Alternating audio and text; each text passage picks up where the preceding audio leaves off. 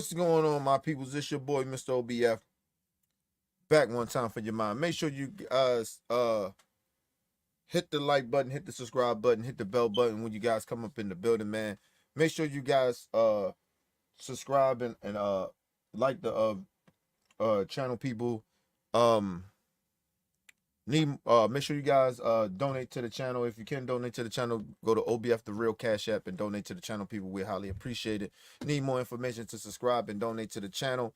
It's down there scrolling below the screen. Hit the like button, people, when you come in and out the building. Make sure you guys share the videos, man. Let's get into it, man. I thought I had to work today, but didn't have a route today. You know what I mean? I usually don't work on Saturdays, but you know, been trying to pick up some extra days and shit because I know I'm gonna be off for like 2 weeks. But anyway, so Stephen A. Smith decides to go on his punk ass YouTube show and lie like he's really concerned and disappointed and you know,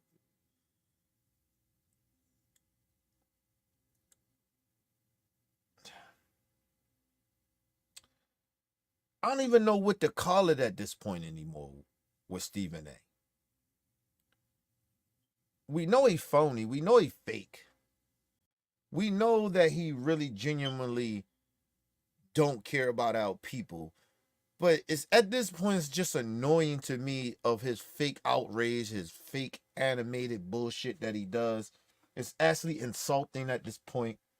And I'm like really, really getting real irritated. Because the shit is not really funny anymore. It's not entertaining at this point anymore. The gig is up, bro. We know that you are a phony and a fraud and you're a sellout. But this whole notion you want to continue to keep playing this role like you concerned about our people and concerned about things and lying and coming off in a certain type of meaner on one hand, then on the other hand, you concerned. But a part of what he's getting ready to talk about, he helped do. He helped push this narrative. But let's listen to him. The biggest story is Jaylen Brown. That's the biggest story. Now, in case y'all don't know, Jaylen Brown is a reigning defending NBA champion for the Boston Celtics. Jaylen Brown was essentially the MVP for the Eastern Conference Final Series against Indiana.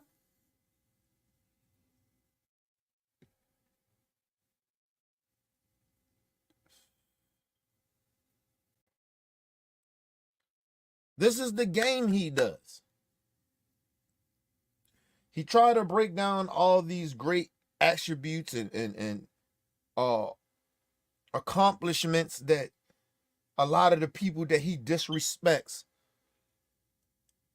And then he switches gears into attacking. Please don't allow him to keep fooling y'all of letting him break down and acting like he really admire and appreciate what Jaylen Brown has done. Because he haven't. He was the one that had all this shit that he's talking about. He helped put in motion of what happened to Jaylen Brown not making the Olympic team. He did this shit. And now he's want to sit and act like, oh, he didn't have nothing to do with it. But let's move on. Let's hear this coon ass nigga out. And the NBA Finals against the Dallas Mavericks. Jaylen Brown is the guy that averaged 23 points a game this year on 49.9, basically 50% shooting. Jaylen Brown is the dude over the last 4 years that has averaged a minimum of 23 points per game. And clearly, the bona fide second option of the Boston Celtics behind Mr. Jason Tatum? At this point, he is not. He is not.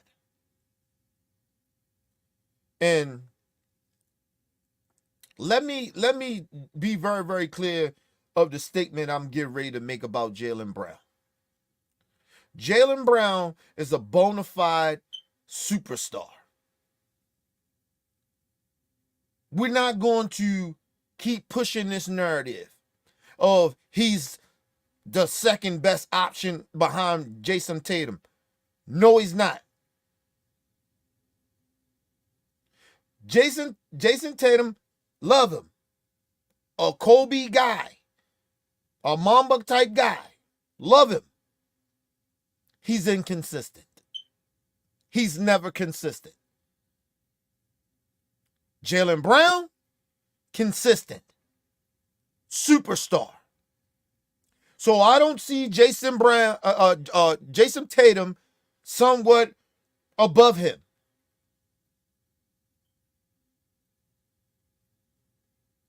I don't see him somewhat above him. They are equal at this point. Jason Tatum is not over him.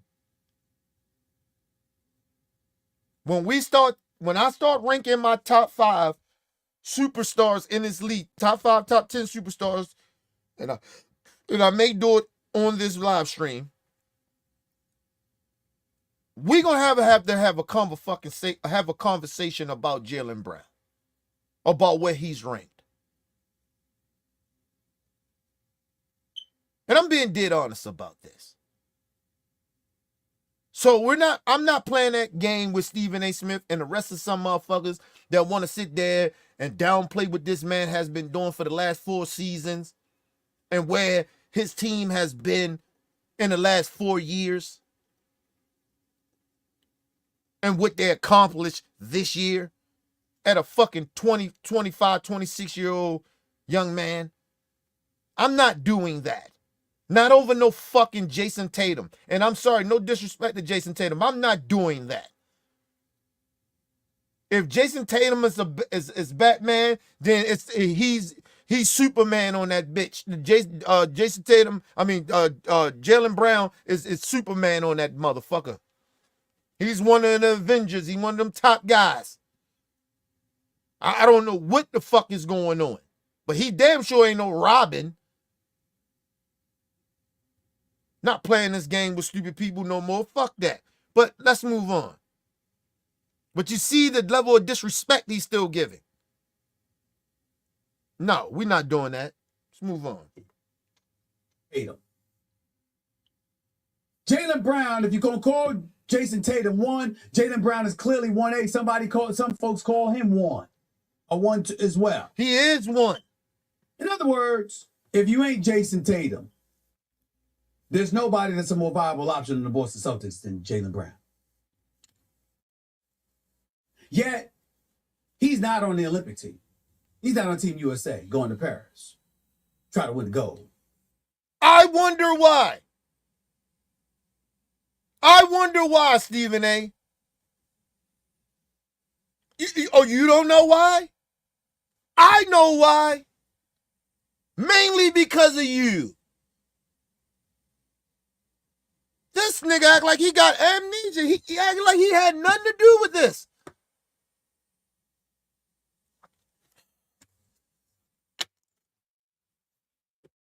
Do something. Let me do something. Give me a second here, people. Because, listen, I'm not playing these stupid-ass games with Stephen A. Smith today. Hold on, y'all. Stephen A. on First Take talking about Jaylen Brown. Stephen A. on First Take talking about Jaylen Brown.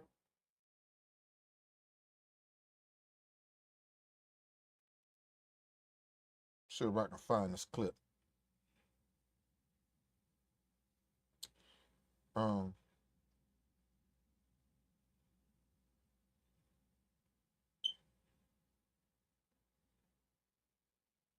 I got it. I'm going to pause this And we're going to go back to Stephen A. with his nonsense shit. Give me 1 second, y'all. Give me 1 goddamn second. On the one level, on, this hold is on. just Trump's MO. The second Hold he's on, people. confronted with something My bad. Give me 1 second. Let me get this clip. I'm not playing these stupid ass games with Stephen A. today. I am not playing with him today. You're not going to sit here and bamboozle the people. You're not doing that to us. You're not doing that. Sorry. I am not letting him get away with this shit. Not today. Not today, nigga. Okay. Let's see.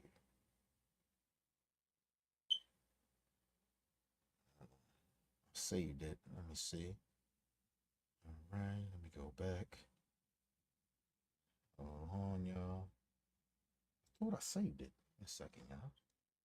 So I saved it.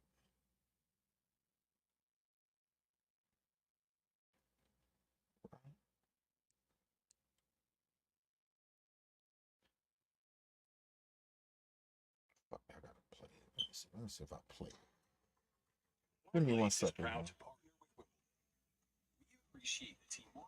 Some odd reason we ain't fading.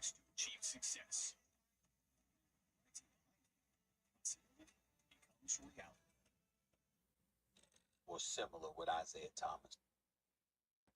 Okay, hold on.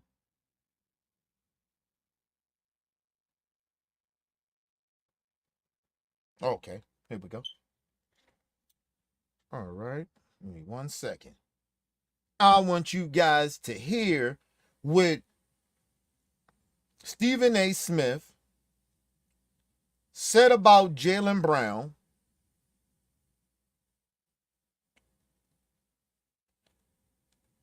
about a month ago, of why he assumed and he pushed the movement, regardless if you heard that. But for some odd reason, Stephen A. Smith doesn't understand when he says certain shit and push an agenda. He pushes an agenda that where now people start to really think like, damn, is this shit true? But this is what he did. This is what he did a month ago to Jaylen Brown, because him and Isaiah got into it. Let's listen to this. This is what he said a month ago about Jaylen Brown. I want to read to y'all what an NBA source just sent me. He said, Jaylen Brown, it's not so much that he's underrated. It's that he's just not liked because of his, quote, I am better than you attitude. He knows it. It's the same reason he is not as marketable as he should be. That's what an NBA source just sent me. I don't know that to be the case. I like Jaylen Brown. I know a lot of people that like Jaylen Brown. But again, when you think about marketability, that's what that person was alluding to. Now, I don't give a damn what exec. If you're not going to say who the exec is, or whoever your source is, shut the fuck up. Because see, now what happens is you say that, right? That exec just sent you that. And then you don't put a name behind that. Now, Stephen A., now that falls on you. That falls on you now. See that whole source bullshit can get your ass in trouble. So he says, oh, I don't believe that. I like him. Has nothing to do with what you just did. You let a punk ass executive so-called source get free airtime. Don't put their name on the shit. Use you to put the narrative out. Even if it was the narrative, you put it out. And now you trying to fix. Now you wondering why people upset at you. But hold on, because Isaiah Thomas said some things And Stephen A. Smith decides he wants to respond. Listen to this. And then we get back to Stephen A. bullshit. Okay, that clip was of Stephen A. last Friday on First Take, obviously making the rounds on social media. It got the attention of friend of the show, Hall of Famer Isaiah Thomas, who posted on X, Twitter, "I've been a mentor, friend, and advisor to Jaylen Brown since he was a student at UC Berkeley. He is 100% marketable. And before you slander his name, Stephen A., tell your source to put their name on it or don't speak on it. Let it be known." In addition to Thomas, Jaylen Brown also... Thank you. Because what you did, Stephen A., what you don't understand, for you to be in the media for this long, for some odd reason you don't understand that, nigga. You slandered that man's name. Even if it wasn't you. You said it. Right? Like you personally feel that way, right? But you said it. And then you didn't put a name on it. You said some type of fucking source. Don't slander a man's name like that. You put a narrative out there about that man.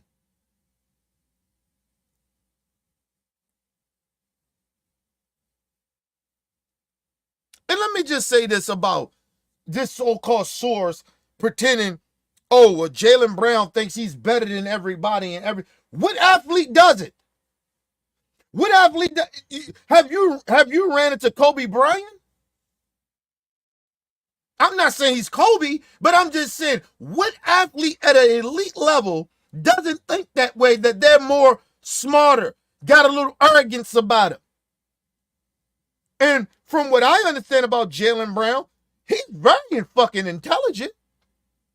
He don't have to lower his IQ, play the fucking game of acting like he's a dumb jock, dumb athlete to these fucking executives that have them ain't never played the game of basketball a day in their fucking life.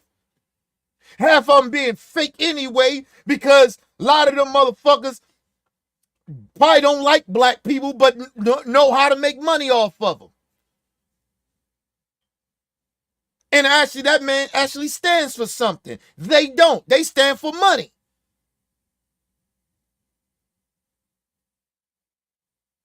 But you, Stephen A., as a black man in the media that say, I'm about my people, I'm about the community, you don't supposed to do shit like that. Because let me just say this too. If you never heard this shit before and an executive all of a sudden just come and call you and tell you some bullshit, well, hey, man, all right, that's cool, but I'm not saying that. Unless I can use your name and say that it was you. But I'm not putting that out there. But, Stephen A. Smith ain't got the balls to do that. Watch how he get ready to pretend that somehow, some way, he gets back to that same old bullshit quote. It's his job. It's his job. First of all, Dre, give me a minute. Okay? You see, I'm in the middle of doing something. I'm not like other YouTube channels, bro. I get to your comments. I'm in the middle of doing my fucking show. I'm not like everybody. I don't automatically just go to comments because motherfuckers throw comments all the time. I'm not saying I don't appreciate them. I'm just saying, give me a minute. No disrespect, but give me a minute. I see you, but just give me a second. But my shit ain't scripted either. So I But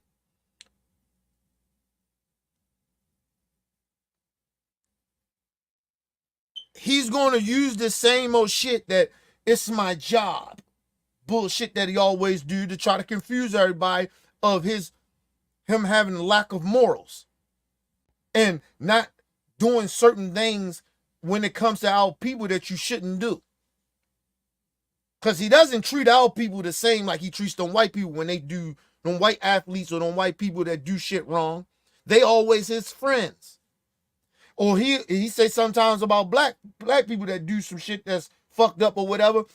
They good people from what I know.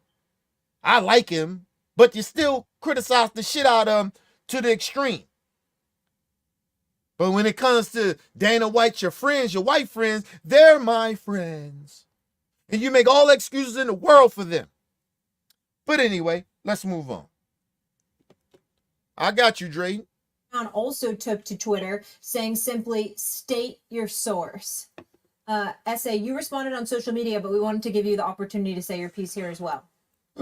Well, first of all, a couple of things. As was the And let me say this before he starts speaking this bullshit. He's always acting like he's offended that people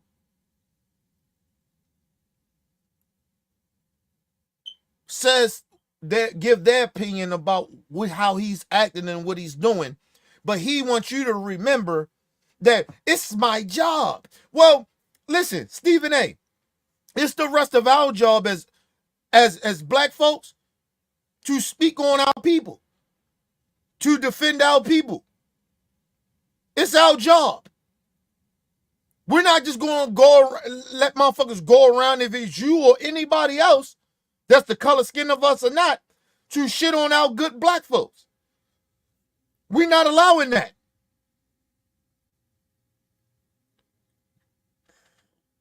And what it is, you're used to people not speaking on the behalf of our people like they should. So when real black people get to speaking up for our people, you act like you get offended. And I'm wondering why. You get to give your take, you get to give your opinion. So nobody can give their opinion. It was nothing that was disrespectful with Isaiah or Jaylen Brown said. But you offended. But anyway, let's move on. As was the case with Draymond Green, it's the same or similar with Isaiah Thomas. I love these brothers. Draymond Green is a younger brother. Isaiah Thomas obviously is an older individual. Shay, somebody that I've known for over 30 years.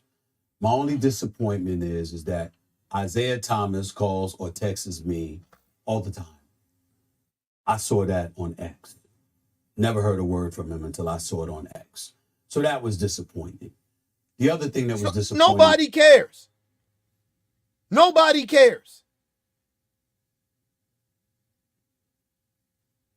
Nobody cares a fuck about, oh, they text me all the time. See, that's what he always want to use.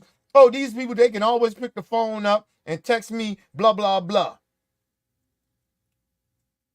But let me just say something. Did that exec that was your source, did you put a name behind that? No. You know what Isaiah did? He said, fuck that. I'm gonna put a name on it. I'm gonna let you know it's me. I'm gonna let the world know it's me. And I ain't gotta talk to you or text you and you'd ask me, is it okay for me to say this? No, I'm gonna say it. Nobody got disappointed or what? It wasn't even disrespectful. You act like it was so disrespectful that you felt you're in your feelings about it. They weren't being disrespectful to you, bro.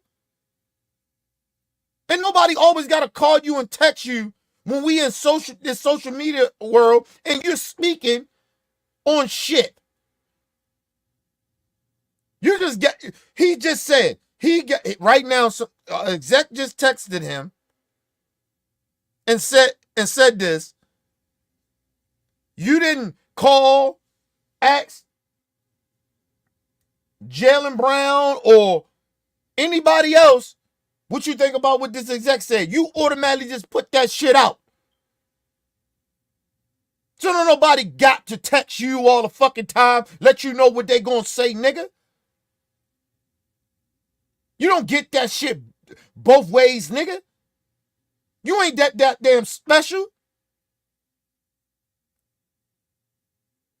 I don't believe you special at all. But I'm just saying, you may think you very special. But you ain't that goddamn special, nigga. Let's move on, man. This goofy ass nigga. Disappointing is what he said in terms of state your source or don't speak on it.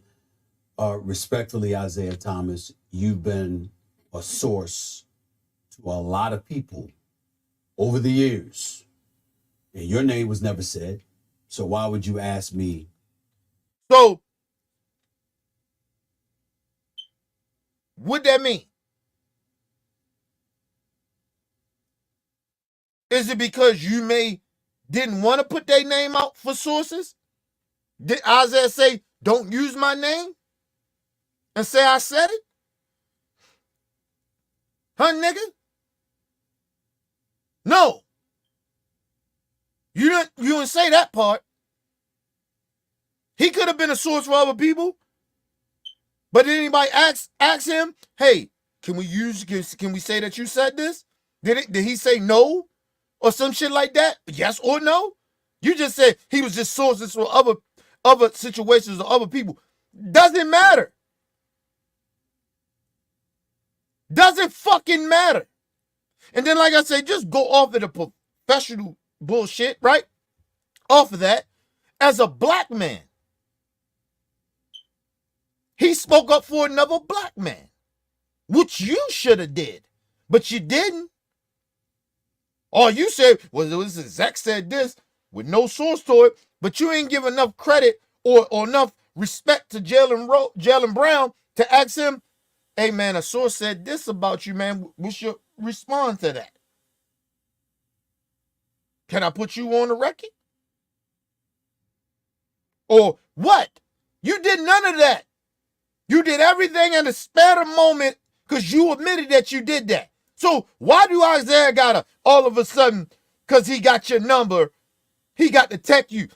He did it in the spare of moment, but he put his name on it too, though. Because everybody know he said it, nigga. But that exactly who you talked about didn't put a name on it. You ain't put a name on it. Fuck you talking about, nigga. Let's move on. This goofy ass nigga, man. To name the source now. So let's get that out the way. As it pertains to Jaylen Brown, I would like to say to America, before I get into it any further, they play these little clips on you because that's what social media does. And they don't play the whole thing and they don't contextualize it properly, as you and I both know, Shay. So before I go any further, could y'all please play what I continue to say about Jaylen Brown, that same segment? He might be one of the most underrated stars in the game, Big Perk, and I'm certainly not going to disagree with you with that. The brother can ball. When he got over $300 million, we didn't sneeze at that because we know he got the talent to back it up. We saw him perform in the NBA Finals. He ain't got time for foolishness in games. He don't tolerate fools very easily. He's one of those dudes, and sometimes that can be interpreted as you not being like, well, damn it, if you're a fool, he ain't the person that you want to be around because he's a serious brother and he's got deep thoughts on his mind and what have you. And that old soul that you come in when your best friend is your granddad and he's talking to you about real life, some of the things he endured and experienced and what have you. And that's what you wear on your sleeve every day. And then you go out and you compete, particularly in Boston. I love Boston and all that stuff, but from an historical perspective, there's a lot that comes with that as well. We can't ignore that. I understand it. Now, he said all that. Stephen A. Smith. What did that matter? Because that's not what Isaiah was talking about. That's not what Jaylen Brown was talking about. You said all that shit and it meant nothing. You know what the narrative, though, about Jaylen Brown was, and it still is? Or what you said that source said? What the fuck did that matter about whatever you said? You already put the narrative out there. And what is so bad about a brother that thinks he's smart, that thinks he's intelligent?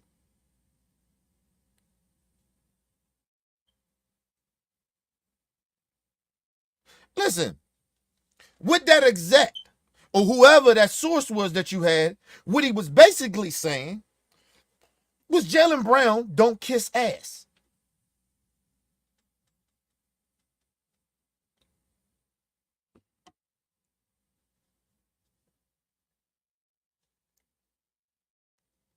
I know another one of the greats that didn't kiss ass.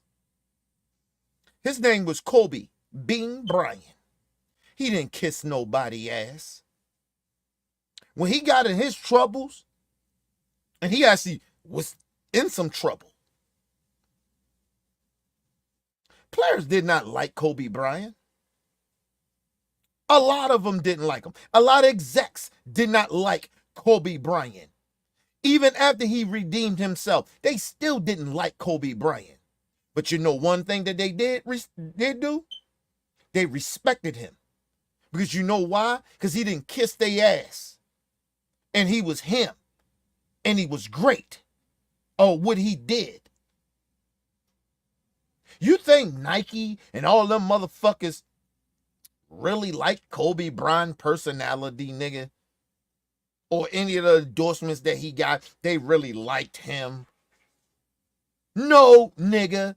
He was great on the basketball court.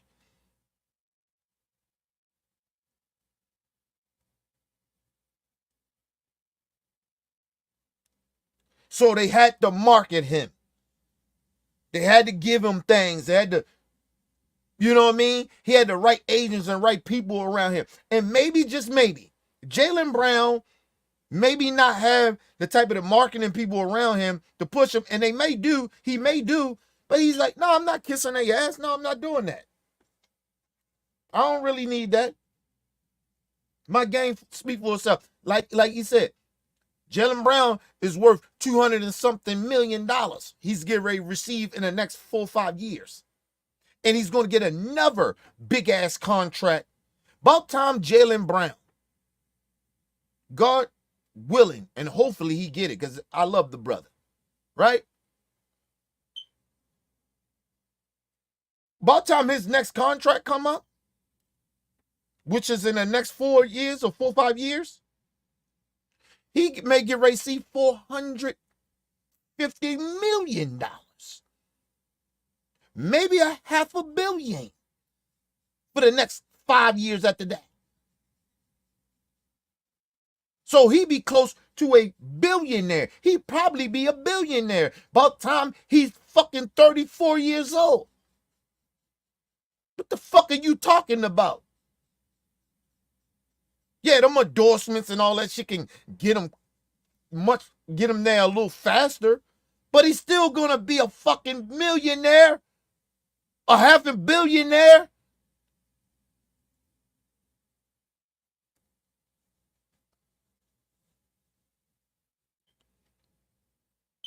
So fuck them execs. Fuck your source.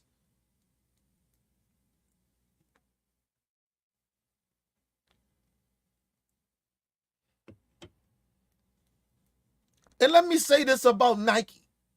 Let's just say the source came from Nike. They got a brand. I get that. I understand that. They're not really giving a fuck about the game of basketball. They don't care. So a part of me understand why they don't want to fuck with Jaylen or whatever. But on the other hand, who fuck gives a fuck? Jaylen Brown, if Jaylen Brown want to get him a shoe deal or something like that, he will be rich enough in the next 5 years to build him a brand of shoes. If he's that good and great by then. Right now, I take it back of that saying that he's like a big superstar outside of the game of basketball. Yeah, he's not that big. I get that. But in the game of basketball, I believe he's a superstar. And I'm going to get more into that or why. But if he wants to for the time being, go get your Puma deal. Go get your motherfucking Adidas deal. Matter of fact, go over there with Shaq and them and go get a motherfucking Reebok deal, nigga. Go holler AI and them. They be glad and willing to give him a deal.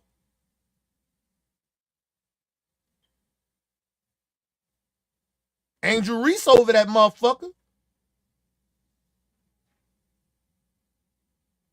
Go help build her brand and she can help build your brand. You fuck with AI and them.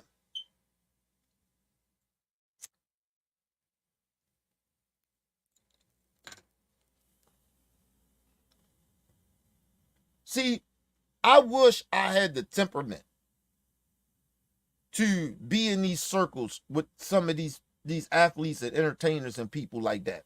And these famous people. Especially brothers and sisters. It's a way you can build that shit. We in a technology age right now. We don't need the corporations like everybody think we do. We don't fucking need them.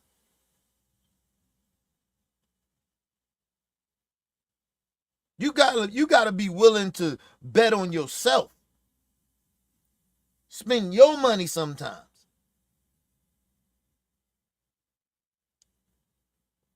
I tell motherfuckers all the time, I don't give a fuck what you're doing in life. Always look at yourself as an independent contractor. Never look like you work for somebody. Save your money like you work for yourself. Like you got your own, your brand is your business. And you save your money that way. Because if you got a business, a brand, or especially a business, you save to make sure you can take care of your bills and keep putting shit out for that money to flow. So you have to do that. You have to think that way. Stop thinking that we need these corporations. That's why they take advantage of our people. We the most talented people race in this country. Shit, fuck maybe the world. But in our country, black people is the most talented motherfuckers in America. Ain't no other race fucking with us. They ain't got the talent. They ain't got the hustle. They ain't got the drive a lot of us got. They just don't. They ain't special like us. We special. It's not being arrogant. It's not thinking we better than motherfuckers. It's not that. It's just a fucking fact. And we need to start acting like it and moving like it. Acting like we gotta bow down to shit. I was talking to a young brother today at the job and shit. He's like, man, yo, I gotta get your number, man. You be speaking that shit. Like, I love the way you fucking think. I was like, yo, it's just wisdom, bro. It's just been sitting around. You gotta get older to get this shit. You gotta pay attention to what everything the fuck is going on. When the shit, even when shit is not even, like when shit ain't even my business, it don't mean I speak on it and get involved in it. I just watch shit. I pay attention. I take lessons. It's a lesson. It's always something that I learn from. If I see something happening to somebody else, I learn from it. If it's good or bad. But as a black man, I watch shit 10 times more than the average person that ain't my color skin. Because I'm trying to peep. If I did it that way that they do it, would it work for me? No, it wouldn't. Because this skin here works against me. Works against anything I want to do.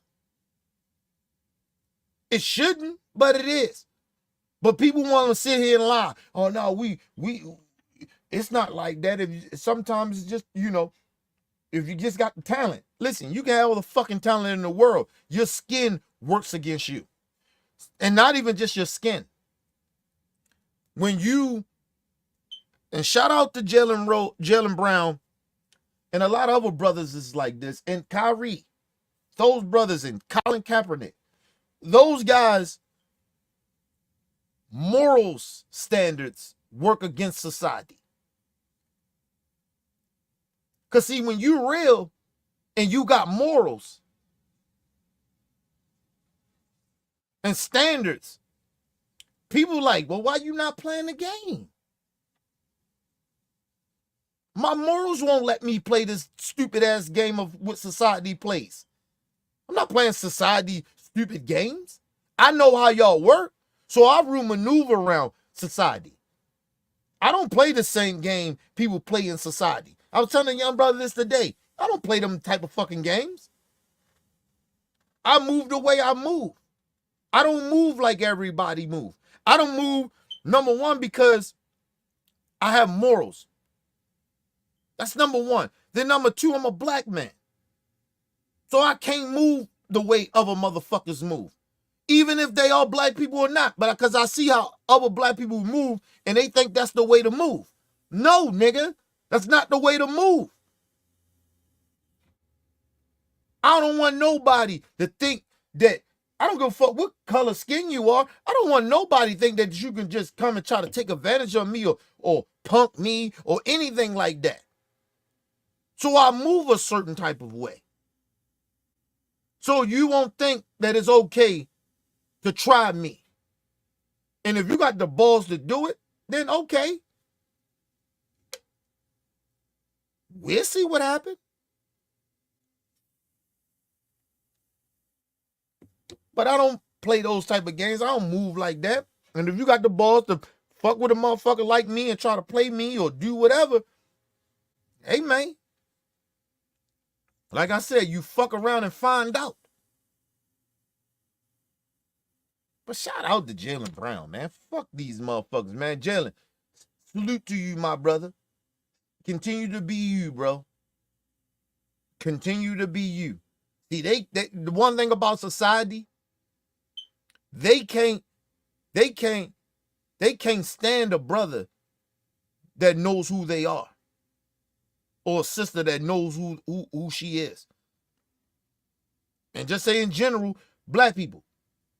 When black people know who they are, and they got morals and standards, and they move in society different from other black people that won't move like that, like they want black people to move, oh, nigga, they number one, they fear that. Number one, a part of them like, the nerve, the audacity of this nigga. Hey.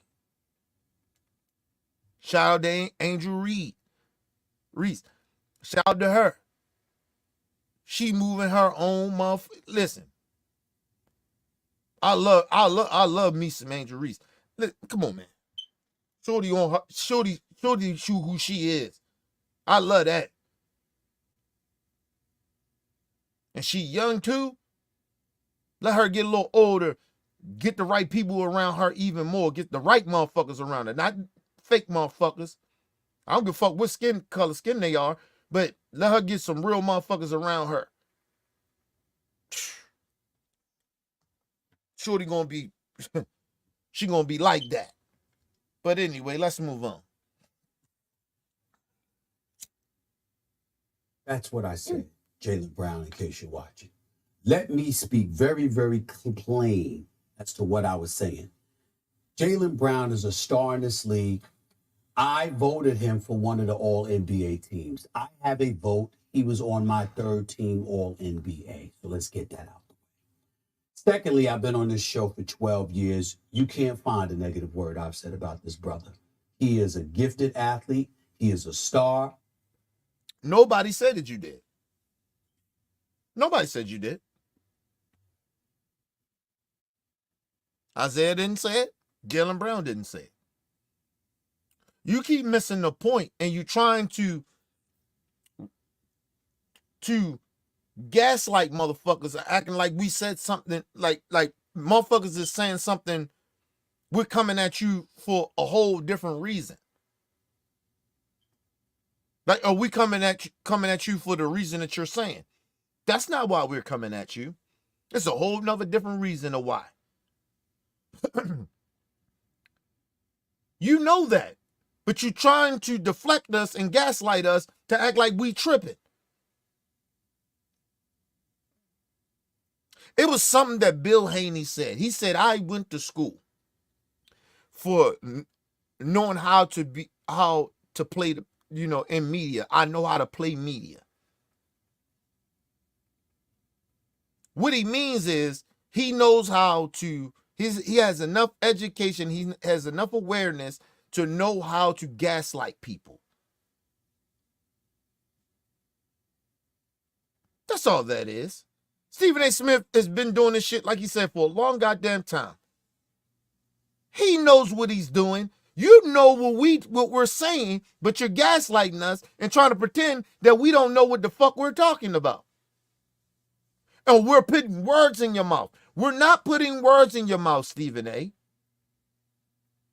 We're not saying that you said anything bad about Jaylen Brown.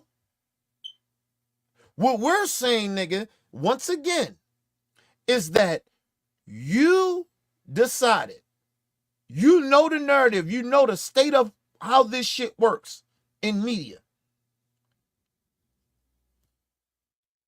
Jaylen Brown has off the field, off the court, on the court, model citizen, very intelligent brother, don't get in trouble, rarely hear him speak.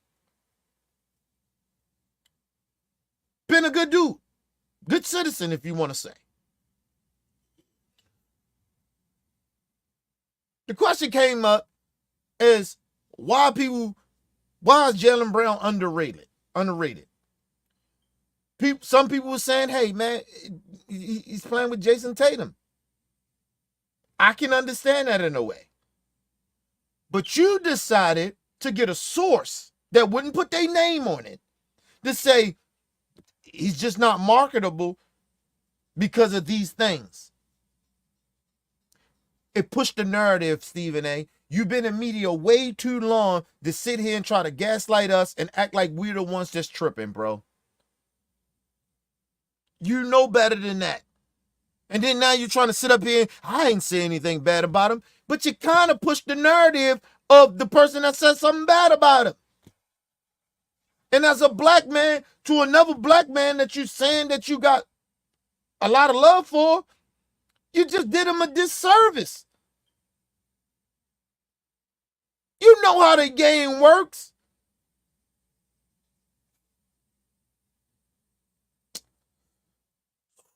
Let's move on.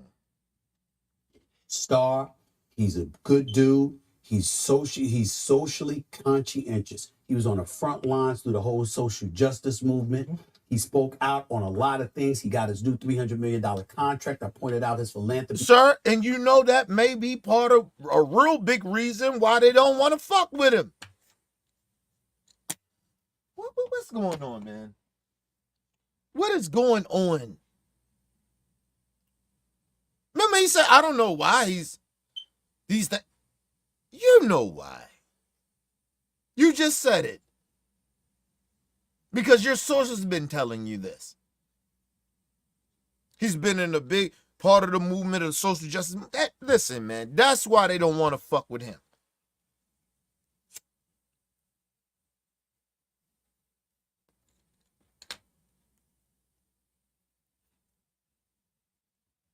I'm going to tell you something that I noticed that Stephen A. Smith does and nobody pays attention to it.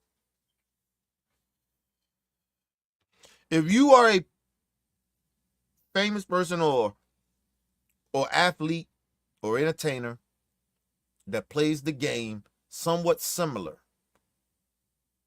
like Stephen A. plays, he will big up you. When you are a guy, black person, man or woman, if you don't play the game like he plays the game, he will do these type of things to you. He will throw shots. Because that's all that was that he did. Regardless if he say, oh, I don't feel that way. But you threw a shot. Because a part of you do. Because we know you're a house nigga. So we know what you're doing. I know what you're doing. Some of us do know what you're doing. You know that Jaylen Brown ride with Colin Kaepernick. You know Jaylen Brown rides with Kyrie Irving.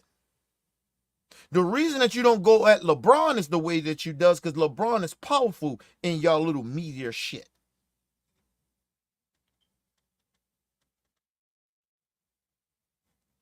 That's why you kiss LeBron James' ass all the time.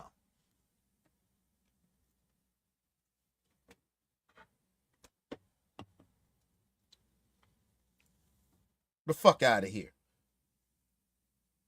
You notice? Because he didn't go to LeBron like he did the Kyries, the Colin Kaepernicks, the Jaylen Browns, the type motherfuckers. Because they stand on business. Listen, I love LeBron. LeBron be iffy sometimes on certain shit. And I believe LeBron, as conscious as he is about a lot of black issues, he plays the game too much for me.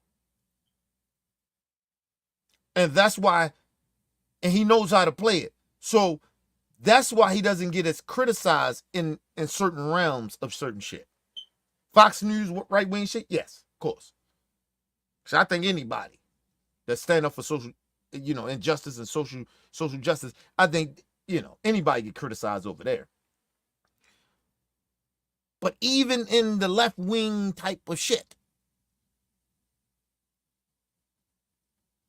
LeBron still knows how to play the game over there. Even though they won't go so far of like what a Colin Kaepernick, assume Colin Kaepernick did, what he did, it was people on the left that was supposed to be about,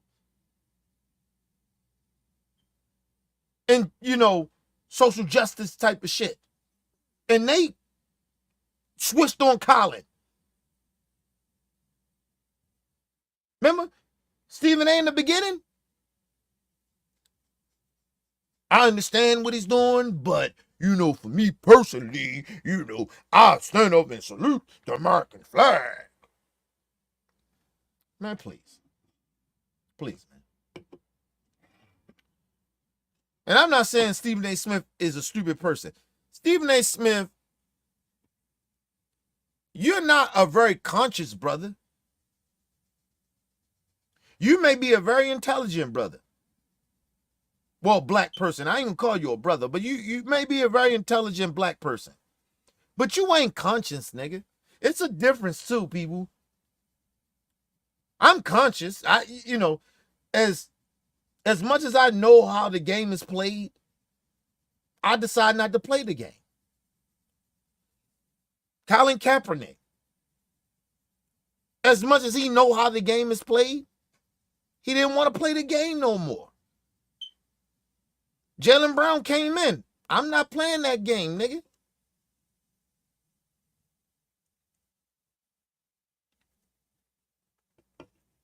Kyrie grew more conscious.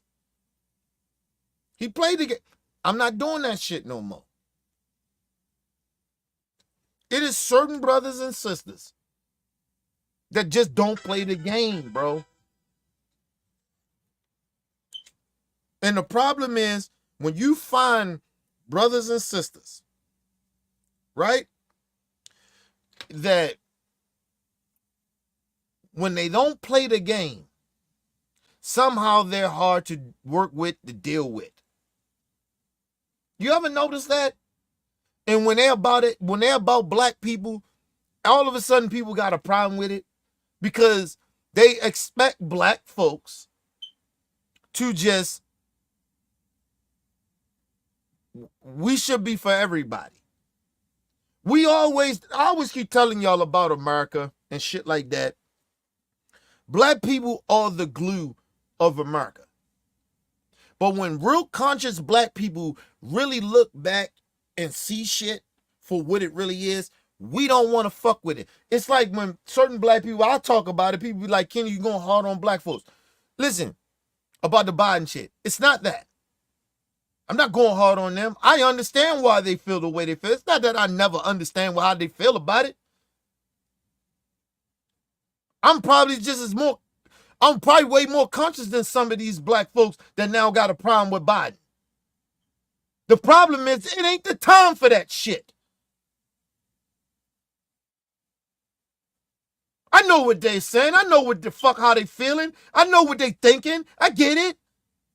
It just ain't the time for it. The thing about black folks, a lot of our black folks, a lot of us, we don't know how to strategize. We don't know how, when to take a step back and let shit be what it be and stand back and get our shit and still work on what we need to work on. But we get used. We don't use them white folks. And no disrespect to good white people, but y'all use us like we use y'all. Well, like we should use y'all, but they use us. And they know when to take a step back and let black people just do what they do. Black people got to learn how to do that. A lot of us need to learn how to do that. Hey, go ahead. Yeah, we got you. But you know we need something out of that, though. We don't do that. We keep trying to act like we're still equal, even to the good white folks. Even the good white folks, even if they knowledge and they got the right state of mind and they good white folks, they still really don't really genuinely know that they got white privilege.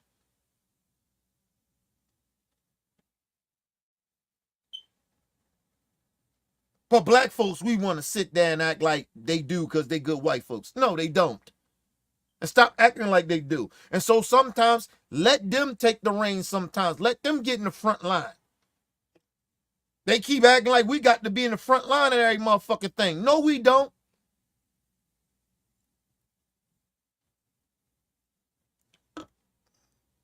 Listen, people, our shit won't change, right? In our community are some of the things that we got problems in until we step up, until we be in the front line. We can't wait on other motherfucking races to come and help us with shit. We got to help fix that shit. We got to do it ourselves. And it's no different from white folks.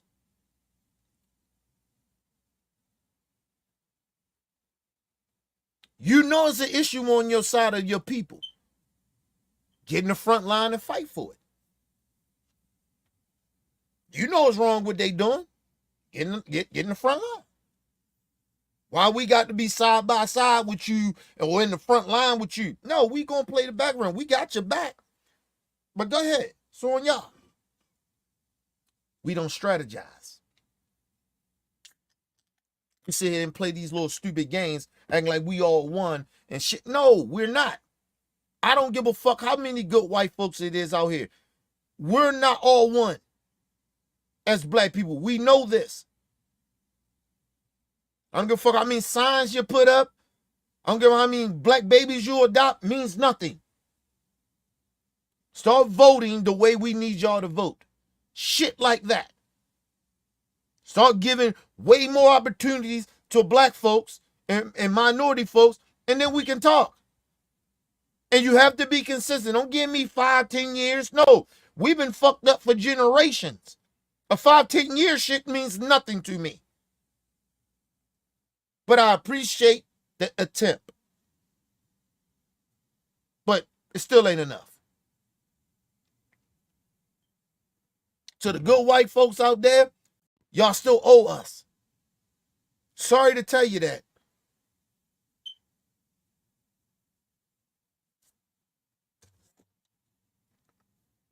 And like I said, I'm the type of black motherfucker at this point in my age, I ain't forgiving white folks. Regardless if you enslaved us or you never did it or you never been racist, I'm not forgiving white people what they did to our ancestors. I don't give a fuck until you give us reparations. And then until then I'll forgive you. I'm not forgiving you. Not forgiving you. Because now if you give black people reparations in America, now we can decide if we want to be in this bitch or not. Want to be a part of this society. Some of us still don't have a fucking choice. I know some of us pick up and then we go to the motherlands and go to other countries and shit. Yeah. But you go there without your reparations of what you've been owed.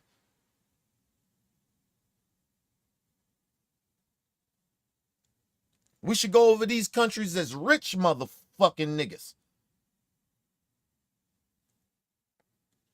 Fuck is y'all talking about? So I heard some stupid black people. We don't need reparations. Man, fuck you. Bitch, when we get reparations, don't take it then. That's how I feel about it, you ignorant niggas. Say that bullshit. We wasn't slaves. What the fuck do that matters? We would have been better off if they'd have gave us our motherfucking reparations back then. I guarantee you that. But then we might have not. Because, simple fact, a lot of our black people wasn't as educated as a lot of more of our black people are now. So, maybe not. So this is the best time to give black people their reparations because a lot of us are more smarter than our ancestors. And it's no disrespect to them. Because without them, not saying they was stupid, but we was more educated. We were more educated than they were. Fuck out of here. But let's move on, people. Philanthropy within the community and how he wanted to galvanize the Boston community to help the desolate and the disenfranchised. This dude is a magnificent, magnificent brother. Isaiah Thomas has heard me say this before. Jaylen Brown has heard me say this before. I don't know why this was made up into something bigger than what it was. I've been nothing but complimented. Because the accomplishments don't mean shit. Because, like I said, Stephen A. Smith, and we're moving on from this because he's just going to keep saying the same old gaslighting bullshit because I want to get to what he's saying recently now. I don't give a fuck of what you're talking about. You're missing our point, nigga. You have a responsibility, you so-called about the black community. You have a responsibility when it comes to us. And you are in a position that you shouldn't have it shouldn't have came out of your mouth about a source, nigga. That ain't gonna put their name on it. To put this bad to put this bad narrative about this brother. You did that, not the source. The source didn't come out and say shit. You did. Sort of blame. And the shit that you saying, well, I don't know where this is coming from. We're telling you, nigga. You said what the source didn't say. Personally. They didn't come out and say it. They didn't put a name on it, nigga. But they used your dumb black ass to come out and put a narrative about this brother. But you didn't have the fucking common sense or the awareness, or you too arrogant to hear what the fuck we saying that you did. You don't get it, nigga. That's why we tell your black ass that you're out of touch. You're out of touch with us. We understand this, but you don't. But you're about our people, though. That's what you keep telling us. The black community. You know, nigga, we telling you and you're not listening. You get mad at us for checking you. Hey, man, you shouldn't have did that. You know the narrative how shit is out here like that. It doesn't matter if you said all this good shit. You feel that way. But you let that white man, whoever that fucking exec was, and I guarantee they was white, or was another sellout coon nigga, however it is. But you should know better. Since you speak for the black community. You know how it works, Stephen A. You in the media, you've been doing, what you say, 12 years? You've been doing this shit for 12 years. Longer than that, but you know better. You've been a black man all your life. You know better, nigga. That's what we're talking about. You acting like you don't know what we talking about, nigga. You know what we talking about. And if you don't know what we talking about, then that's what we're talking about. You're out of touch, nigga, with your people. You've been in that space for a long time, and you forgot how it is for the rest of us. Because you a good little nigga. You're a token nigga. And you forgot who the fuck our people really are and how we are perceived in this society in America. Just because your white friend,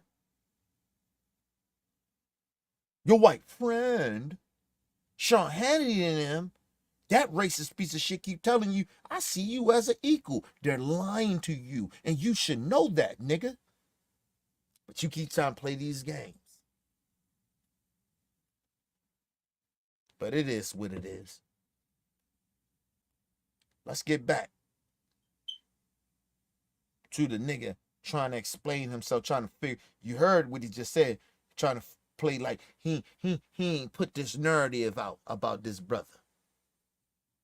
Like he don't know why the Olympics and all these other things and Nike and all these people don't want to fuck with Jaylen Brown.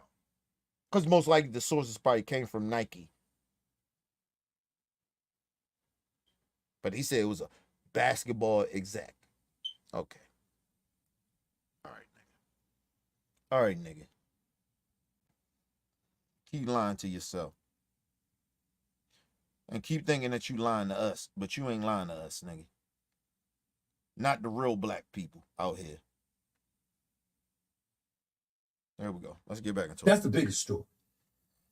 Now, in case y'all don't know, Jaylen Brown is a reigning defending NBA champion for the Boston Celtics.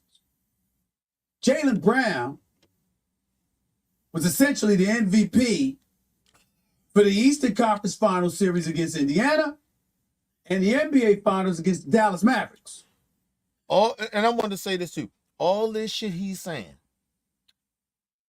did not matter to his sources or his source or these people. All these accolades didn't matter. Didn't matter. Didn't matter.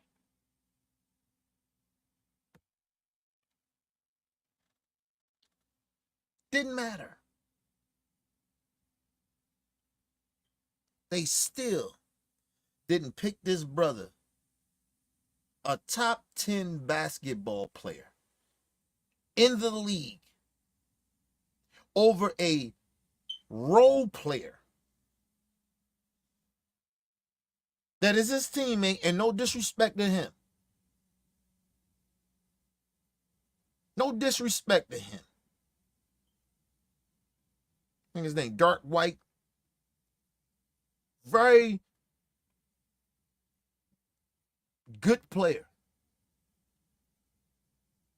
Very good player. And he's getting ready to get paid real soon if he continues to keep playing like this. I guarantee you that shit. So shout out to him. Shout out to that brother as well. But they gave this shit to a role player over a top 10 basketball star. Right? Going off of Stephen A. Smith shit. Over him. Nobody on his team or people, basketball players around the league. And I'm talking about superstars. Saying that he's a bad dude or anything like that. All that shit that exec said or whatever this source said. None of that shit. No player says anything bad about Jaylen Brown. Nothing. You heard nothing about this brother. But he still can't make the team. All that shit he brought up, all his accolades, it still didn't matter to these motherfuckers. Still didn't matter. So I'm just trying to figure out why Stephen A. Smith keep bringing it up. It didn't matter. Get to the point of why it didn't matter. And you keep bringing up his accolades. We already know his accolades. Get to the point of why they didn't choose him. Something that you helped them do. But he gonna keep on gaslighting us. That's what he does. Let's move on. Jaylen Brown is the guy that averaged 23 points a game this year on 49.9, basically 50% shooting. Jaylen Brown is a dude over the last 4 years that has averaged a minimum of 23 points per game. And clearly, the bona fide second option of the Boston Celtics behind Mr. Jason Tatum. Jaylen Brown, if you're going to call Jason Tatum 1, Jaylen Brown is clearly 1A. Some folks call him 1 or 1 as well. In other words, if you ain't Jason Tatum, there's nobody. Let me just say this. Jaylen Brown, I'm looking at the motherfucking US 18. Outside of Steph Curry, LeBron James, Kevin Durant, Jason Edwards. Jason Edwards. I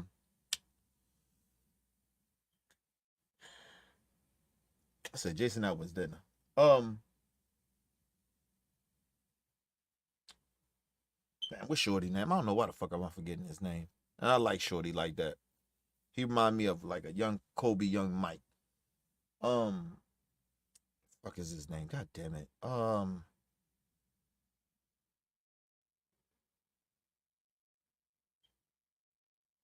Is it Anthony Edwards? I may be fucking Shorty name up, but I fuck with Shorty. I like his swag. And I love his game too. Played for Minnesota. Outside of him,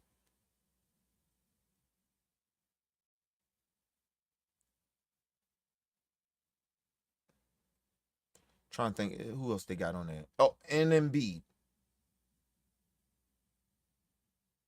Shit, I still probably put him in the conversation with Embiid. Listen, outside of those three guys, Giannis. I'm sorry, and Giannis. Well, Giannis ain't playing on that. So, but outside of those three guys, ain't nobody on the Olympic team that I'm like, okay, he not better than, or he on the same level as them. I'm being dead honest about that. I don't. But like I said, I'm gonna get into that later. But I'm just saying, like, I don't understand when you keep talking about he's out of Jason Tatum. Nigga, he's on Jason Tatum level. What is you talking about? Booker?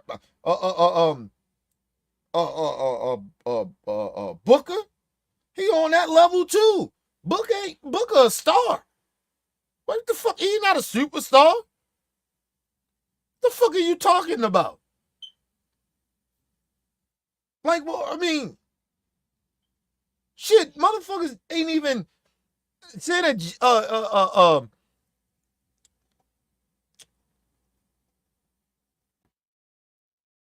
Jason Tatum is a fucking superstar. Fuck are we talking about here?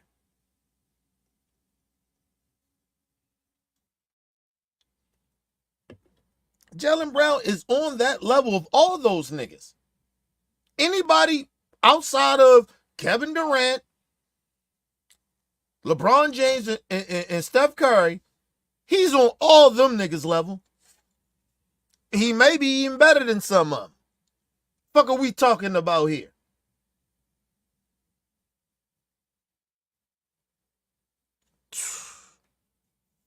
Motherfucker, we talking about Anthony Davis. Man, get Anthony Davis the fuck up out of here, man.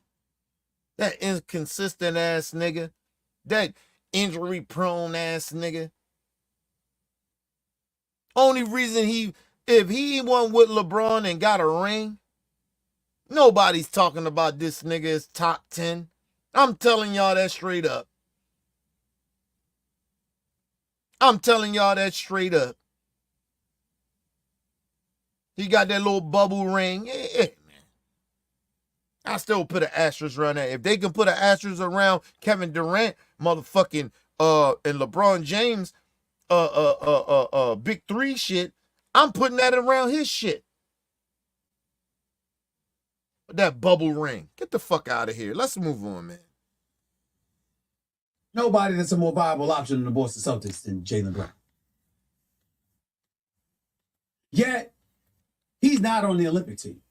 He's not on Team USA. Go. And what I mean by that, if you ever notice, they always say the shit about Kobe. Is Kobe really that? Was he really that great when he was? Because he had Shaq. Shaq was the most dominant basketball player back then. That ain't his fucking fault. That ain't Kobe's fault, but Kobe still shined.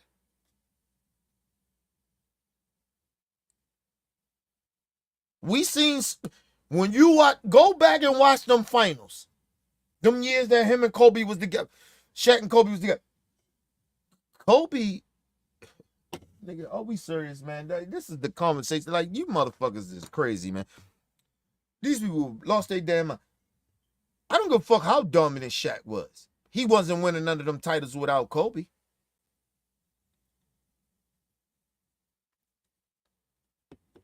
You could have put Penny there. You could have put Eddie Jones. I don't give a fuck who you put there. They wasn't winning them championships. You know why they won those championships? Because of Kobe mentality. Who he was. He was great then, he was great after, and he's great now. Motherfucker, I heard motherfuckers say, well, he just basically stole with everything that Michael Jordan did. No, he didn't. No, he didn't.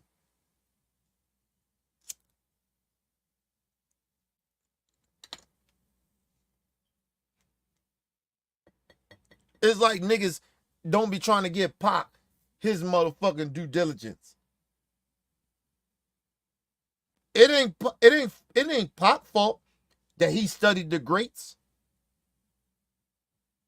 He was a student of the game, of the rap game. He was better than all you niggas. And while outclassing the great. Only thing, the problem with Kobe was his accolades didn't go over the motherfucker that everybody say he took everything from. Kobe didn't just take shit from Michael Jordan. He didn't just take everything from Michael Jordan. He took shit from Gary Payton. He took shit from Reggie Miller. He went down and talked and stole some shit, got some shit, right? I ain't gonna say stole, got some knowledge and game from motherfucking Hakeem the Dream. What the fuck are you talking about? Yeah, he idolized Mike. He loved Mike. Yeah, it was his idol. Yeah. His game looked like Mike. But if you overall look at Kobe game, you can see Gary Payton in him. You can see Reggie Miller in him. You can see Hakeem the Dream in him. With the Michael Jordan shit. The fuck are you talking about? But motherfuckers act like they know the game. You don't know shit about basketball. Kobe. All he did, think Michael Jordan. Try to be Michael Jordan. Well, Michael Jordan was the motherfucking great. He was the GOAT. Still is the GOAT. So you try to get everything, and that's the problem with some of these young players. Nigga, Kobe is one of those niggas. He number 2. But you better go around and try to get all shit from a lot of those greats. While they still alive, get some of their game or watch their game and put it in your game, nigga. That's what made Kobe great. That's why he's number 2. And LeBron James is wherever the fuck anybody want to put him, because he ain't number 2. LeBron James still look like LeBron James from back in the day. Tell me what's different. He's shooting a little better. Taking a lot more threes than he used to take. So what?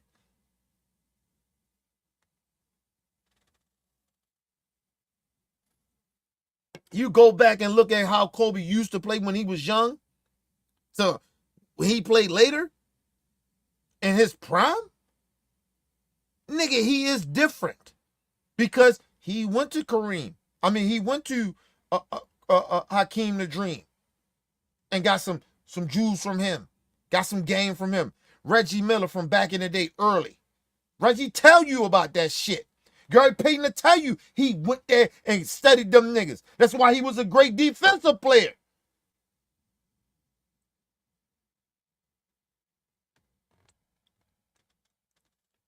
So of course he went to Mike. He idolized Mike. Of course he gonna get the game. Nigga, he got game from his daddy too. Go watch Joe Bing Bryant. You see it in Kobe game. You niggas don't even know what you looking at. Some of you motherfuckers.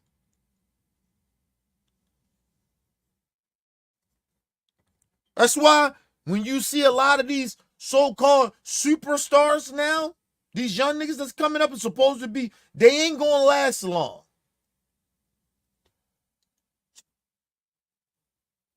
You see the James Harden of the world. You see anything different about his game? No. The Russell Westbrooks of the game? No. You would never consider those niggas in a... That's why I'm talking about top 75. Fuck out of here. James Harden and motherfucking Russell Westbrook? Top 75 greatest all time? Man, get the fuck out of here. Them niggas' games was the same. They still the same how they was back then and how it is now. They ain't changed shit.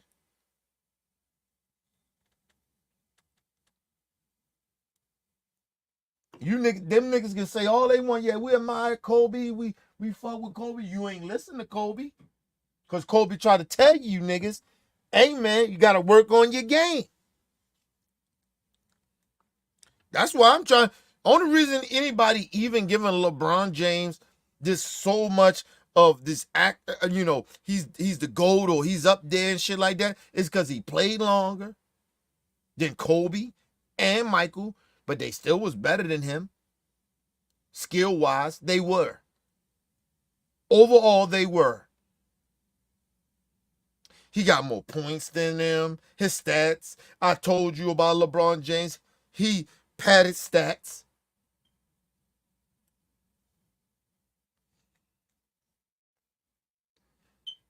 Just padding stats, bro. I watched LeBron since he was in high school. Excuse me. I'm old enough. So I'm telling you, I watched him since he was in high school. LeBron James is the same fucking player he was in high school. Nothing changed.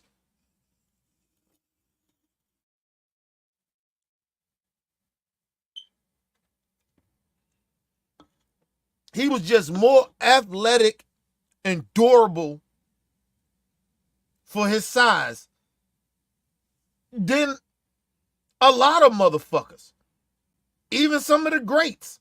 But they're still better than him. LeBron James did not impact the game the way people trying to pretend that he did. And this ain't no hate on LeBron. Y'all know I like LeBron as a person, as a person. But as a basketball player, he's overrated. None of his game is like some shit you'd be like, over the years, you'd be like, damn, LeBron got that thing.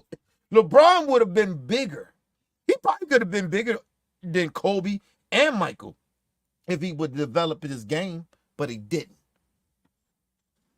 Y'all keep ignoring that part. He got lucky and God given the talent, and I mean by the luck part was because he was durable for so many years than these players we're talking about.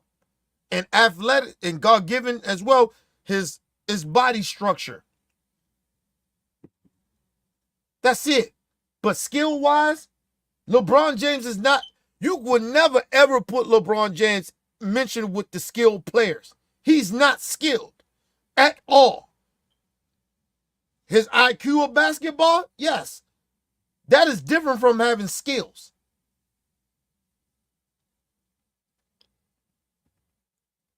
Shit, if you want to be real about it, Paul George is more skilled than him. And nobody will ever consider Paul George on the same level as a LeBron James, but he was more skilled.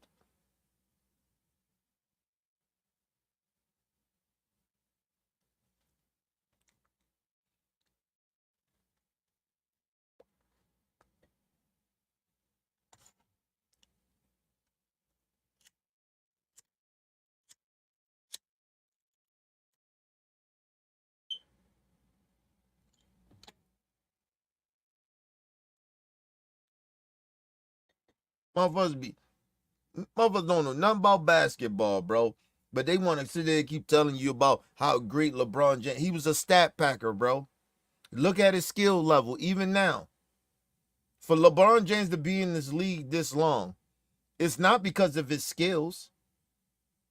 It's because of his God gift, what God blessed him with of durability. That's it. But he don't have no fucking skills. Yeah, he can pass the ball. Okay, cool. He got a good basketball IQ. We get that. Nobody questions his intelligence.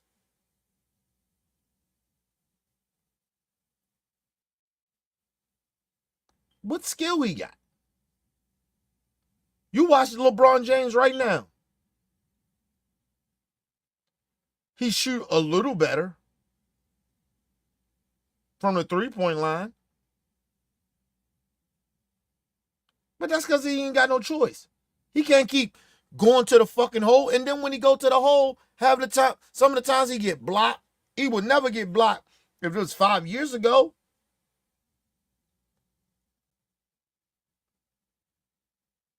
It's like a motherfucking person seems like they got bricks in their shoes when he rides up to go do certain shit. Because he's old.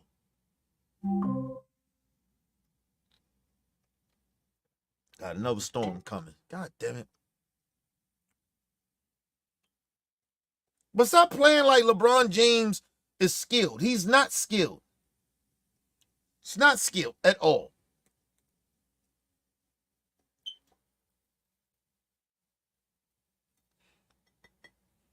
You got dudes that are very, very good scorers.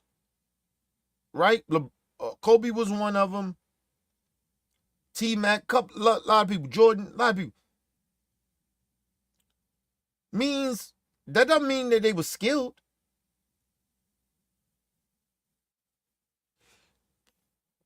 And I'm not calling them they wasn't skilled, but I'm just saying that doesn't make them skilled because they can score the ball. They can score the ball way better than LeBron James because they was more skilled. They found spots. They worked on their skills.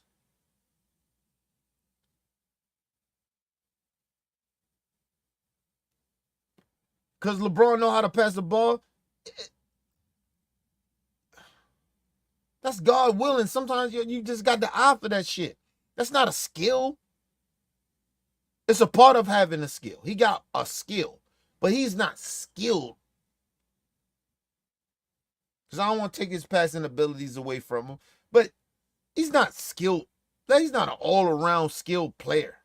He's not. That's why nobody ever mentions LeBron James as one of the most skilled basketball players of all times. Hell no. Steph Curry is skilled.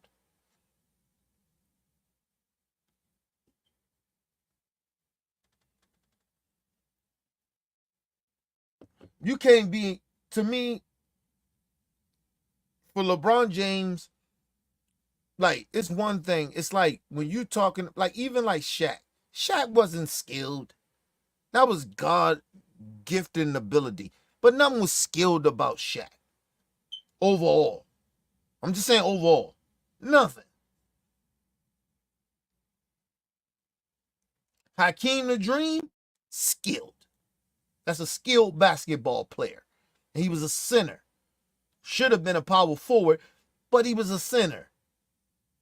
Skilled. Tim Duncan, skilled.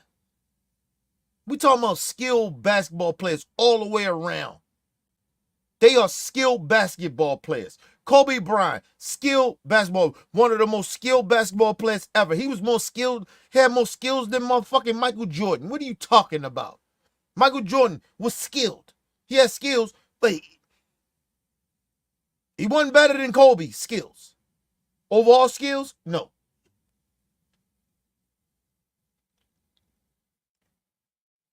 Tracy McGrady, skilled. Vince Carter was not skilled. God-given ability. Had some skills.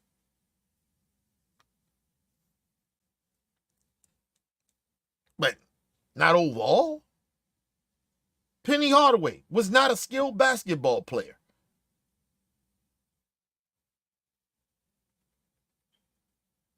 Magic Johnson, skilled. Okay? It is a difference. Overall, Magic Johnson was skilled. Karl Malone, fuck him as a person because he ain't shit, but was skilled.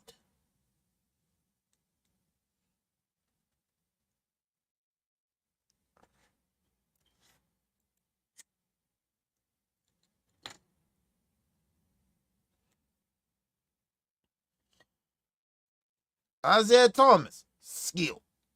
All the way around. It's a difference, people. Kareem Abdul-Jabbar was not skilled. Bill Russell was not skilled. Wilt Chamberlain was not skilled.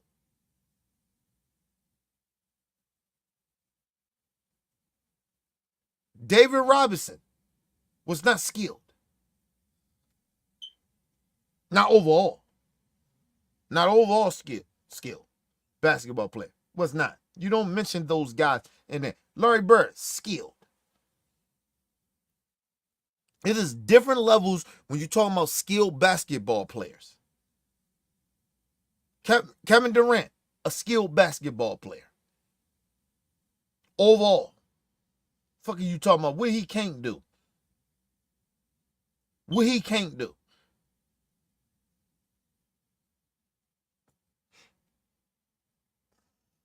So when we start talking about greatest basketball players ever, people keep not trying to mention being an overall skilled basketball player. Because somebody was great in one thing, that's cool. But was they overall skilled? That matters to me. So when we really start breaking, when LeBron James fully retired, because I'm not putting him in, he's in the top 10, but I'm not, when we talk about really thinking about LeBron James overall, he's done, ain't nothing else he can do, then that's when I start talking about, hey, is he top 5?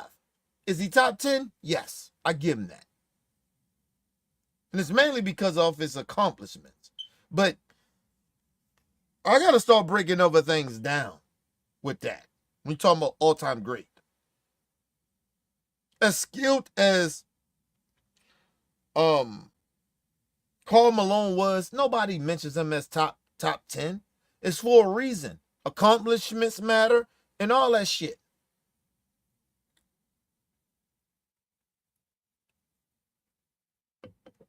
I'm not talking about how great Steph Curry is.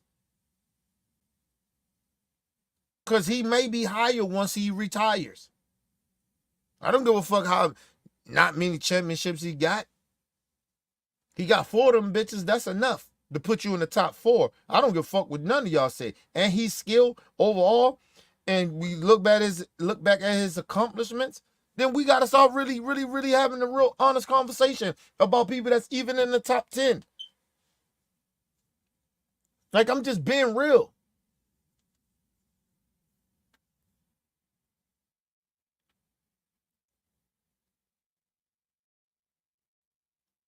Heard somebody say a while ago, oh,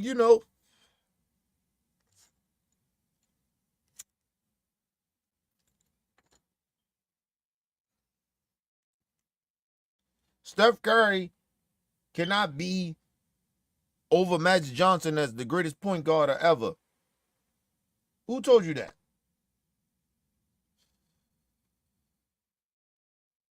Who told you that? Cause what? Cause he got 5 championships? I guarantee you that Steph Curry accolades is better than Magic overall. I guarantee you that.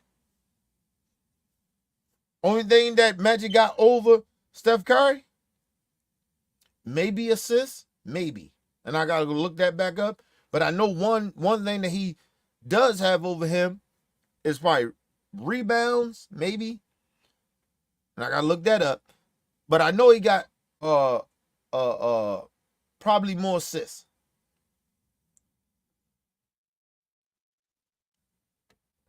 But I'm not going to judge him against those greats right now. I want him to retire. It's like with Kobe. Was he in the top 10 when he was still playing? Yeah. But he got elevated once he got done, because then we can sit back and look at his career overall. I did not have Kobe in my top 5 when he was playing. But when shit was all over, and I'm a big Kobe fan, and everybody knows that, I didn't have him in my top 10. I mean, my top 5. But when I sat back when his career was done and over, I say, okay. And I start to compare shit. And then I look at his accolades, overall, his skill level, everything, championships, everything matters. Then it made more sense to me. I say, who the fuck better than Kobe outside of Michael Jordan? Who?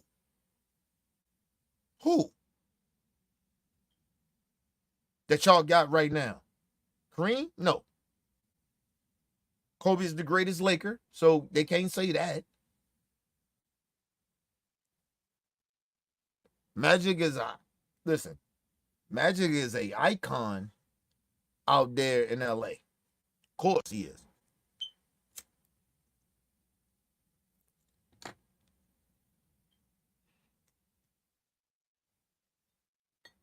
I think if Kobe would have lived a little longer, God rest his soul, him and GG's and the rest of the people that lost their lives that day, and condolences go to the family, but Kobe, I think he maybe could have outdid Magic.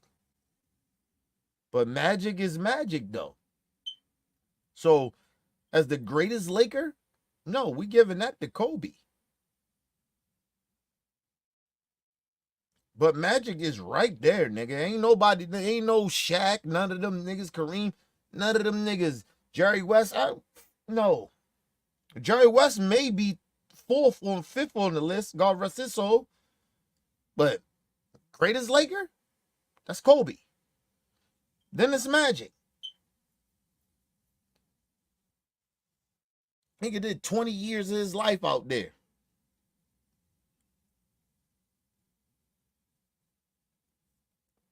Playing basketball. We only looking at, when we talking about greatest Lakers sometimes with Magic and shit, a lot of that shit comes with, because Magic, what he did for the city of LA outside off the court. Kobe he couldn't do that after. He didn't have enough time to do that. So I have to equal that up. It's the same. That's why I said Magic is right there, nigga. He's not like so far away from Kobe, but no, he's right there as the greatest Laker. Let's not play these games.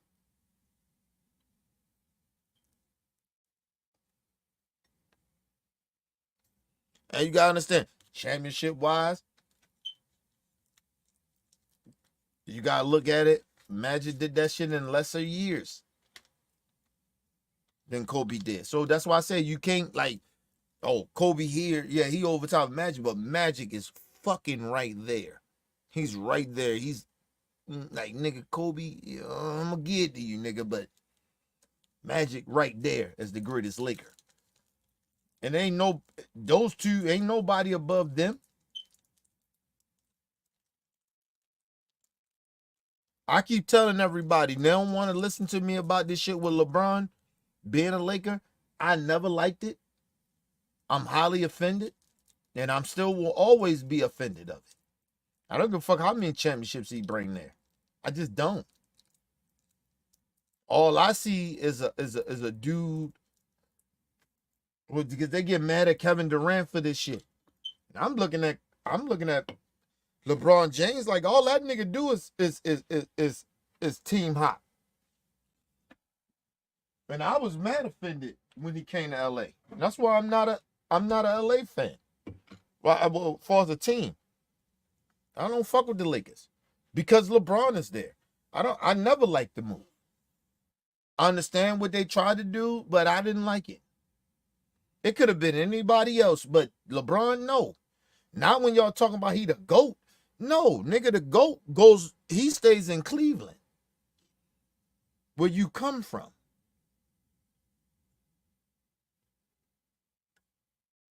And I wouldn't have had a bigger problem if he just stayed in Miami. This nigga spent more time in. I'm trying to think.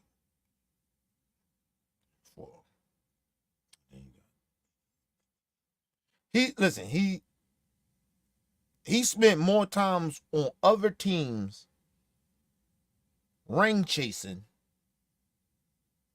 than he spent in Cleveland. These are facts. And out of all that shit that he been ring hopping more than he stayed in his own hometown, he got 4 rings. I'm sorry, 5 rings. He got 1 in LA. He been in LA for what, a good 5 years?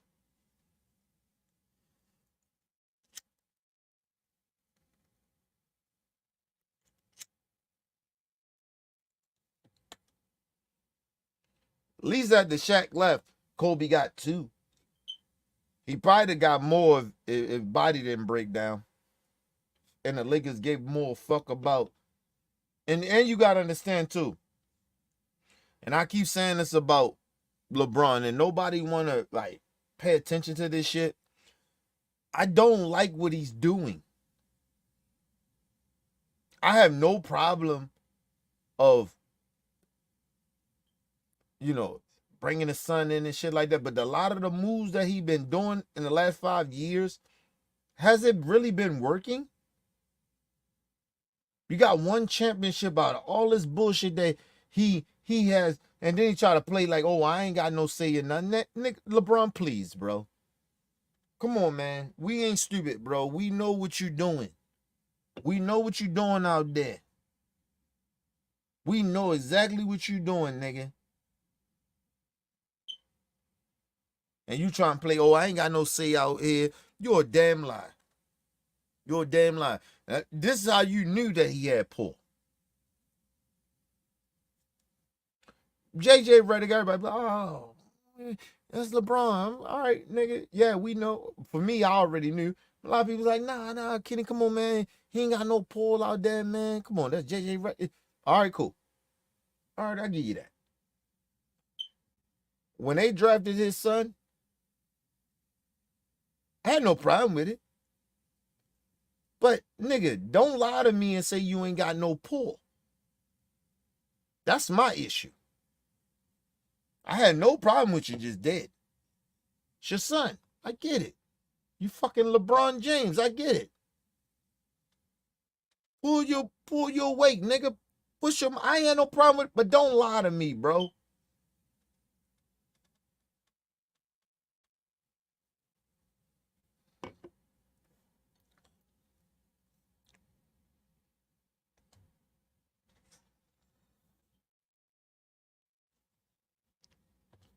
Now I can see why a lot of people do got a problem with what he did because you looking at if this was Kobe, would Kobe do it? No. But LeBron ain't Kobe.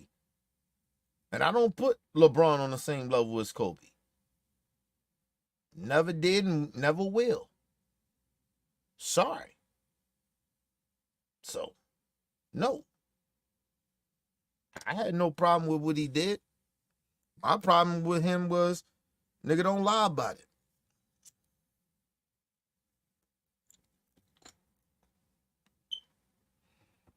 Don't lie about it, LeBron.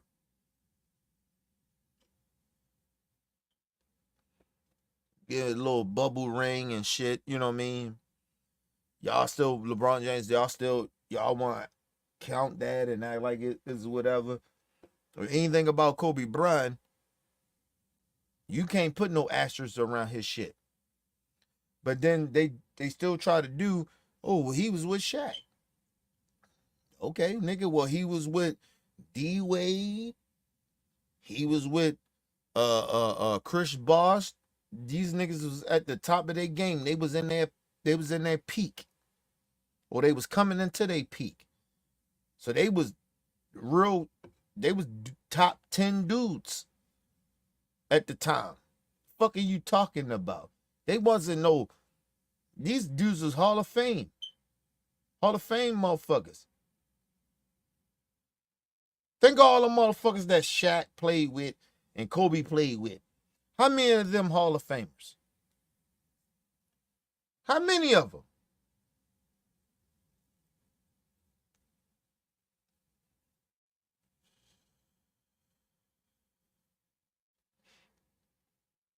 I think for Shaq, what?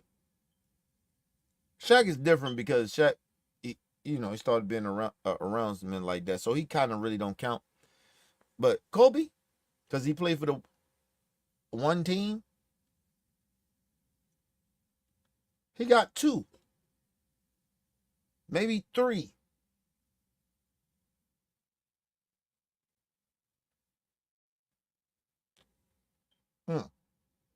I'm sorry, 4. He got 4 because of Karl Malone and Gary Payton, Hall of Famers. 4. LeBron James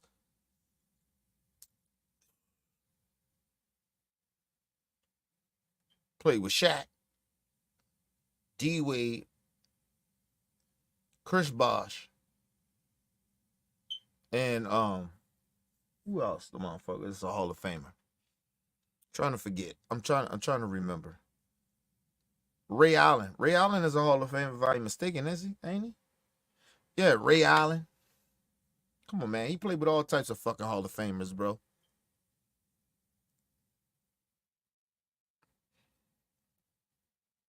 Kyrie gonna be a Hall of Famer when he retire. All the motherfucking dudes he played with, bro. And I keep telling everybody, if Mark Cuban didn't do what he did of stopping that trade with excuse me, with Chris Paul, Kobe would want some more. He'd have had more chips than Michael. And then that conversation of who the GOAT is be a little different when it came to Kobe and Shaq. Kobe and Mike. I'm guaranteeing you that. I know it would be for me. Only thing that you probably can hold over Kobe head, you lost 2. Then we start breaking down the accolades. But the championship shit, we would talk about it because he did lose 2. But then but I told everybody, I said, only way Kobe for me that could be over Michael if he got about 7 or 8.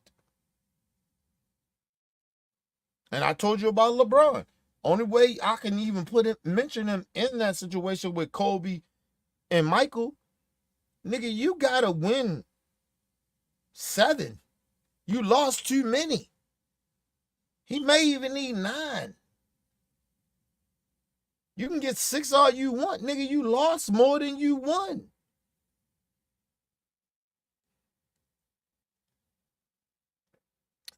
Kobe and Michael, a lot of those guys, even Shaq and them, nigga, they won more than they lost.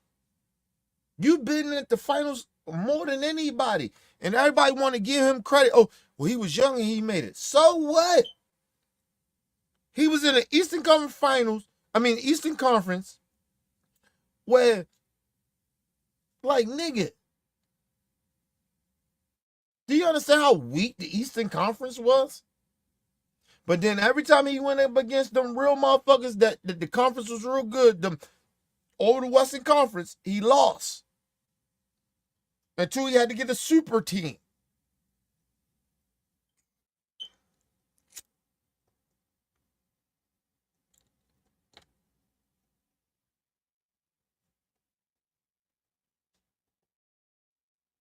Everybody want to ignore that shit.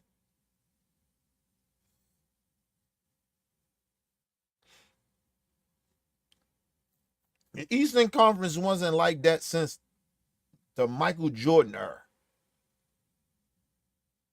After Michael, should have been what it was. Man, it wasn't like that. It was about 4 or 5 teams. But in the Western Conference, it always been that way.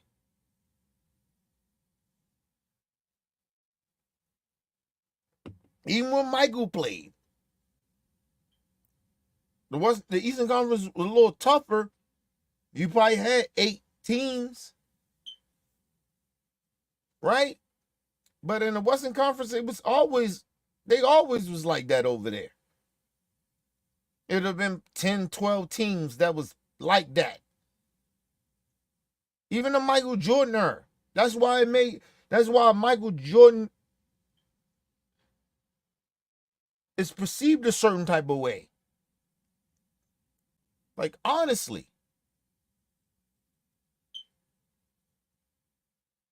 That's why I don't take away from what LeBron did, but he knew he had to stack his team good to fuck with the West.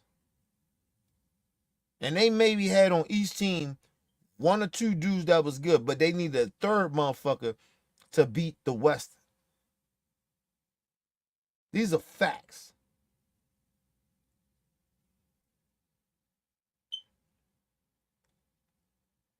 Listen, when motherfucking Golden State went on a little run and shit like that, and they got Kevin Durant, before they got Kevin Durant, they was still beating the fucking East. But LeBron James stacked his team over the East. So they're like, hold on, nigga. Hold on, bro. Fuck that shit. You can't beat us straight up. Nah, fuck that. All right, cool. Let me go get Kevin Durant. And what happened when they got the third player over there in Golden State? When they stacked their team with that third, you know, that big 3. What happened? What happened? Golden State. That's why I said that's why I don't understand why people be trying to downplay Kevin Durant's shit of his championships. Nigga. LeBron was stacked. He had Kevin Love, he had motherfucking Kyrie, he had a good, his bench players, his role players, they was all great. Golden State had 2 good players. Draymond Green is always been and always will be a good role player. They may give him Hall of Fame shit because he was on that team and whatever, blah, blah, blah. But everybody know better than that. But what happened when they brought Kevin Durant? They was unbeatable. Damn near. So they started getting injuries. Nobody could beat them until they got injuries. Even in the Western Conference. Nobody could beat them. If they was healthy, no, you ain't beating them. Because everybody else over there had 1 or 2 players and good role players, maybe. The good teams. But Golden State was always going to be the favorite. They had that third best player. So they was going to always be the favorite. And they always came out, didn't they? With Kevin Durant. Always did. Even when they lost. But they was hurt. Motherfuckers was like, oh, Houston gave them a run for their money. Nigga, they was hurt. They was hurt. Fuck is you talking about? Excuse me. But if they don't get hurt, Nigga, they fucking teams up. Because who gonna fucking stop Kevin Durant? Who's gonna fucking, if Kevin Durant or whatever, you focus on Kevin Durant, who gonna stop Steph? Or are you focus on Steph and Kevin? Who gonna stop motherfucking Klay Thompson? Who?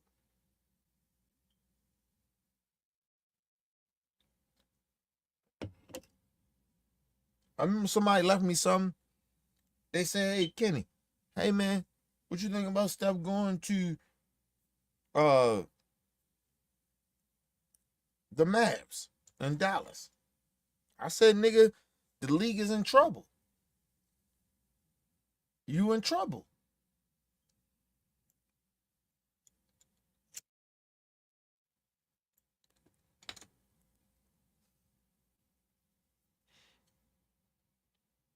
If Klay ain't washed up, you in trouble. If Klay can give you 15 to 20 points a game, you in trouble. Because it's going to be a game where where Luka or just say that because Luka seems like he's always consistent, right? Let's say it's a game that motherfucking Kyrie ain't on. That may be the game that Klay on. But you still got to pay attention to motherfucking Kyrie. They're going to be dangerous. Very dangerous. The Mavs are going to be very dangerous. All I want them to do is to figure out who their power forward is. If they're gonna keep PJ, I think that's his name, they keep Shorty at the power forward, understand that you motherfuckers he gotta play bigger. He gotta be on some Kenyon Martin type shit. So shout out to Kenyon Martin, but he gotta be on that type of shit. You can't be looking to score. Nigga, we need you to play defense. And here and there when you open, shoot that shit. And guard all the small forwards, power forwards. Like your life depend on it. We need you. Listen, PJ should be one of the top defensive players next year. That's what he should be working on. Yeah, of course, yeah, work on your shot. But we need you to work on your defense. If he gonna play power forward, because he's small as a power forward. But if he play defense, he gonna be good. He work on his defense. And if he does that, the league is in trouble. Because it doesn't matter if Kyrie have an off game or Luka have an off game. Because it's going to be a game where Klay goes off on your ass. Telling you, the Mavs are dangerous next year. Mark my word, I put money on that. They're my favorites in the West.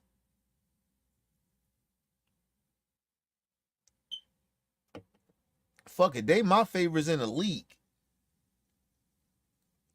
Boston did what they did, but I don't think if I think how shit gonna work out for the Mavs, it ain't nobody really gonna be fucking with the Mavs. Don't be surprised the Mavs be the top 3-4 top 1, 2, 3 teams in the whole entire league next year. Do not be shocked about that.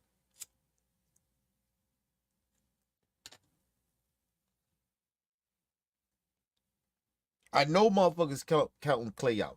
But if Klay come in that motherfucker and understand, all right, this y'all shit, but I'm here to help y'all. I'm a veteran. I'm just trying to get my groove, trying to figure out who y'all is. By the mid-season, you in trouble. If he understands that and he figure that shit out, motherfuckers are in trouble in the NBA. You don't put them type of dudes on the same team like that. And it's like, oh, that's the new big three. No, fuck a new big three, nigga. That is a dangerous team. Let's go to quick commercial break, people. We'll be right back.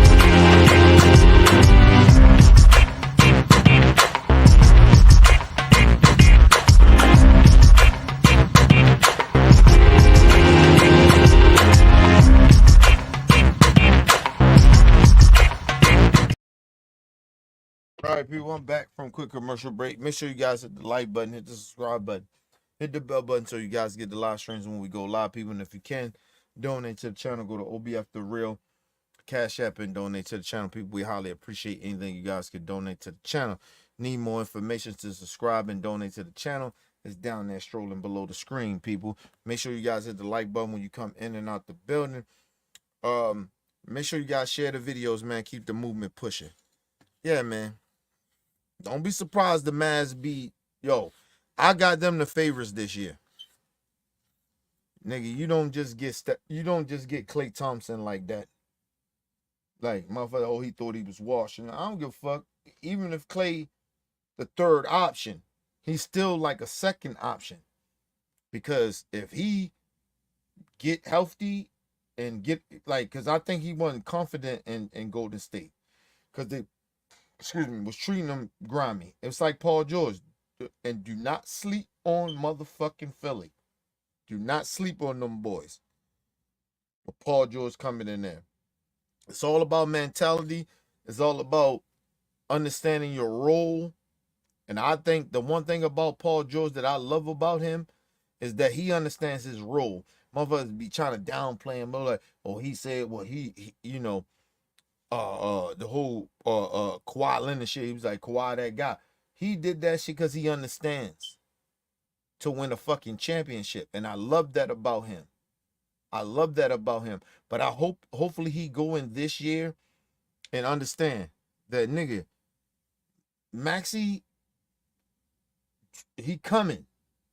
Shorty like that. But Paul gotta understand, nigga, y'all ain't winning this championship without me playing like Paul. I am the second option now. When he was in the Clippers uniform, and nigga, he wasn't really the second option. He, you know, because you don't know when Kawhi gonna be healthy. But he had the experience of that too. So everybody like, well, you know, motherfucking what's the name ain't healthy like that. But that's what I'm saying about Paul. He knows that. So if Embiid, nigga, you ain't healthy, nigga, I'm taking over. I'm number watching. And then Maxey coming. Oh, I'm high on Maxey. And Maxey like that. Maxey, don't not lose your energy. Do not lose your coming to being a star mentality, bro. Continue to play like you play. Because like I said, I like Embiid. But Embiid is not always healthy. And you want to take some of that load off of him. To take off some of that pressure from him. So he's like, yo, fuck it. If I miss a game or two a month, I'm good. Because I know these niggas got me. That's the chemistry that they need. And I believe they're going to be dangerous. If they take what I'm saying in Philly, they are dangerous. Them and the Mavs is going to be a headache if these niggas understand what I'm saying. Because those dudes are like that. You don't put those type of dudes on that team. You don't put Paul George with no motherfucking Embiid and Maxey coming up to being this motherfucking star that he going to be. Are you crazy?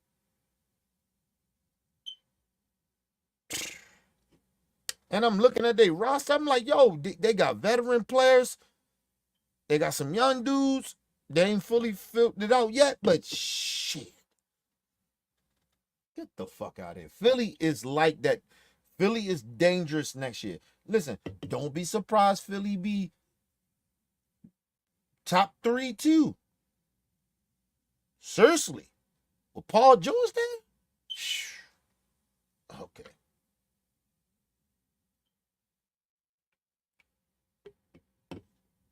This shit get ready to get real serious. This NBA season coming up, and they ain't finished with a lot of shit, but Philly and the Mavs is dangerous.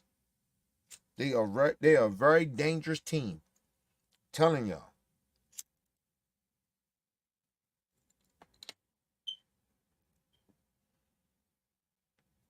Listen, I know everybody want to hear my top 5. The season is over. Best players in the league. I'm gonna tell y'all who it is. All right, y'all. I wanted to do this with my OBF members and shit, but can't get in touch with the niggas. The niggas are busy. I get it. No disrespect to them. But listen, top 5 best players right now in the league.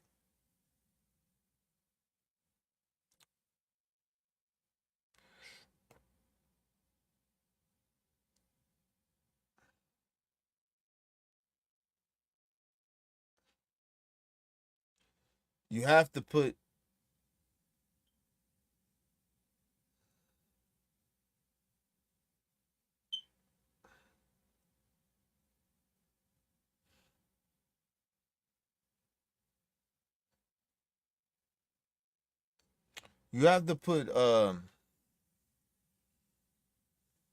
still gotta put Joker there. Even though he lost. But I don't think nobody better than him right now. I just don't. So I put excuse me. I put Joker there. Joker's still number 1.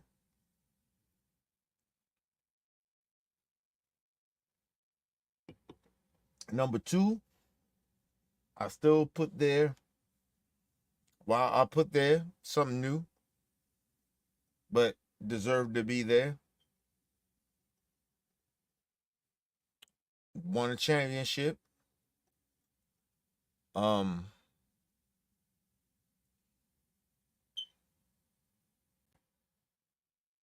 Jason Tatum. I have to put him there. I have to put him. He's number 2. Number 3, I put Jaylen Brown at number 3. Number 4, I'll put I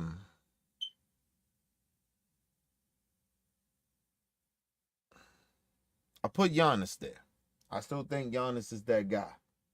I just think it was just one of those seasons he was off, and I think he put in a lot of work. I think that Dame shit, that chemistry with them, it didn't work out. The whole coaching shit, I get that part, but I think they'd be better this year. But for us the season, I put Giannis there at number 4 at number 4. At number 5,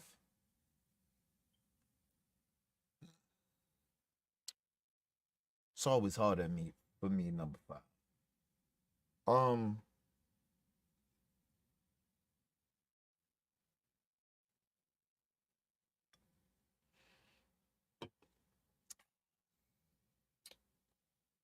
Number 5 is always hard for me. I don't know why, but it's always hard for me. Um,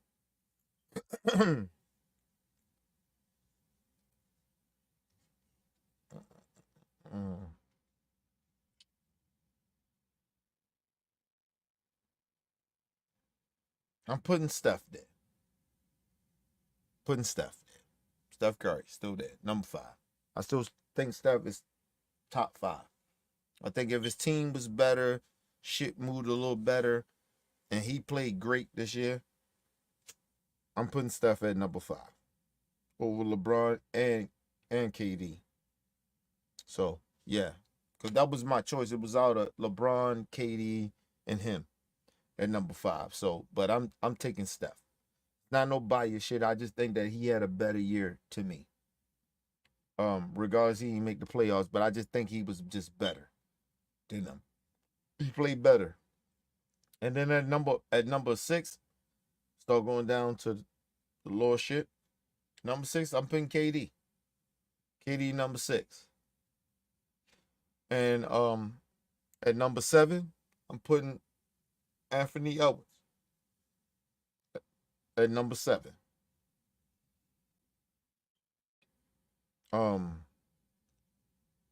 Then after that, I put LeBron number 8. I put him number 8. He's not a top 5 player no more, people. And it's not that I'm hating and being biased. He's not. LeBron is doing what LeBron does, and he's stat packing. He's not even just stat packing. He doing what LeBron does. Okay, cool. It's not an impact. He's not having an impact on his team, to me. So, but I put LeBron at number 8. Number 9.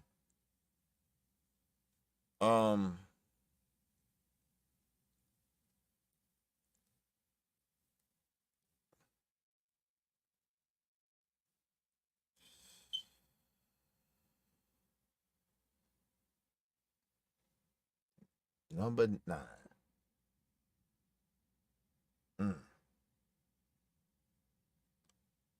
No, I'm sorry. No. Well, yeah, number 9, I put Embiid. I put Embiid at number 9. Embiid at number 9. Because if he didn't get hurt and he still plays some playoff games, I give him that. Embiid, number 9. The only reason I don't put him over LeBron because he didn't, he got hurt and shit. And he played, But shout out to Embiid because I could put him over LeBron, but I won't do that because I just think that LeBron at his age and shit like that and how long you playing in the league, I think listen, LeBron played a great fucking season too. But yeah, I got Embiid at number 9. I got at number 10. Oh, 10.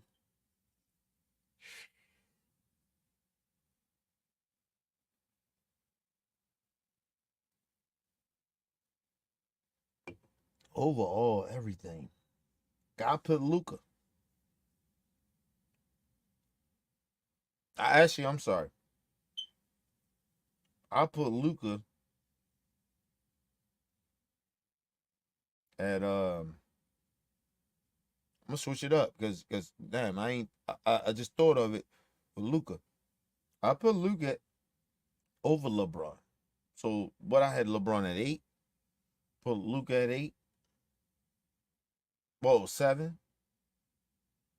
I put LeBron at 9 and I put Embiid at 10. That's my top 10 overall through the whole season. Playoffs, everything. I just think that it should be that way because, I know we want to give props to LeBron and all that shit. And, Luka played a hell of a fucking season, bro.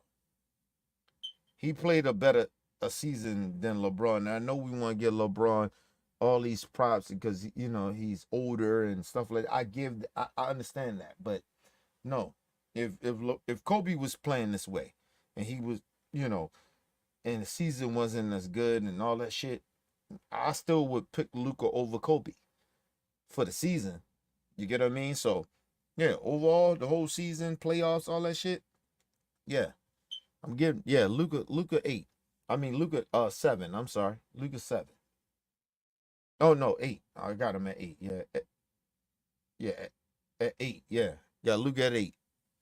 And LeBron, I got him at 9. And I got Embiid at 10.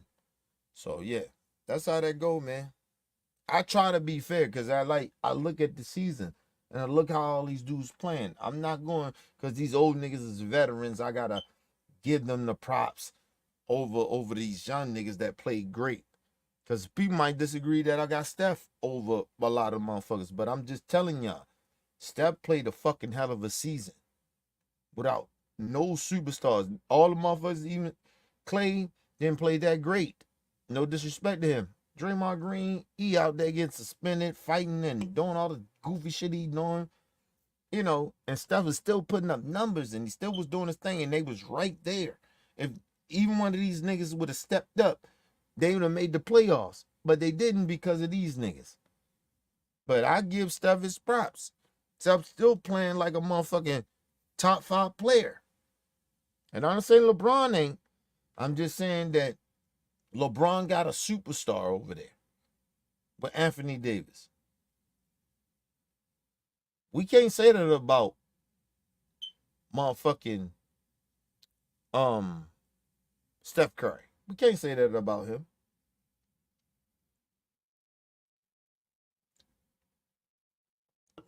We can't say that about him. Steph played consistent all year. All year he played consistent. And listen, no lie to you. This year of Steph, I seen this dude. This probably to me. I know people want to talk about stats and all that other shit. I get that part. This was one of them years I was like, yo, Steph is playing out his fucking mind. Like, he's on his game. Like, for me, I say personally, I haven't seen Steph play like this. Where he like, yo, I'm that motherfucking guy. I'm gonna do what I do. I know some bullshit going on around me, but nigga, I'm me. And shout out to Steph, man. Steph played a fucking hell of a season this year. Even though they ain't make the playoffs, but he played a fucking hell of a season. And I gotta put him 5. Steph's still playing like a top 5 player. LeBron, and probably like, well, why you put LeBron so low? Listen, I watched all these niggas games. I'm telling you, Steph can still ball with the rest of them niggas. LeBron can't ball with them niggas. He's not on some of those guys' levels that I put over him. I don't listen. If Giannis didn't get hurt, I will put him over Giannis. Like, honestly, he's not on them guys' level.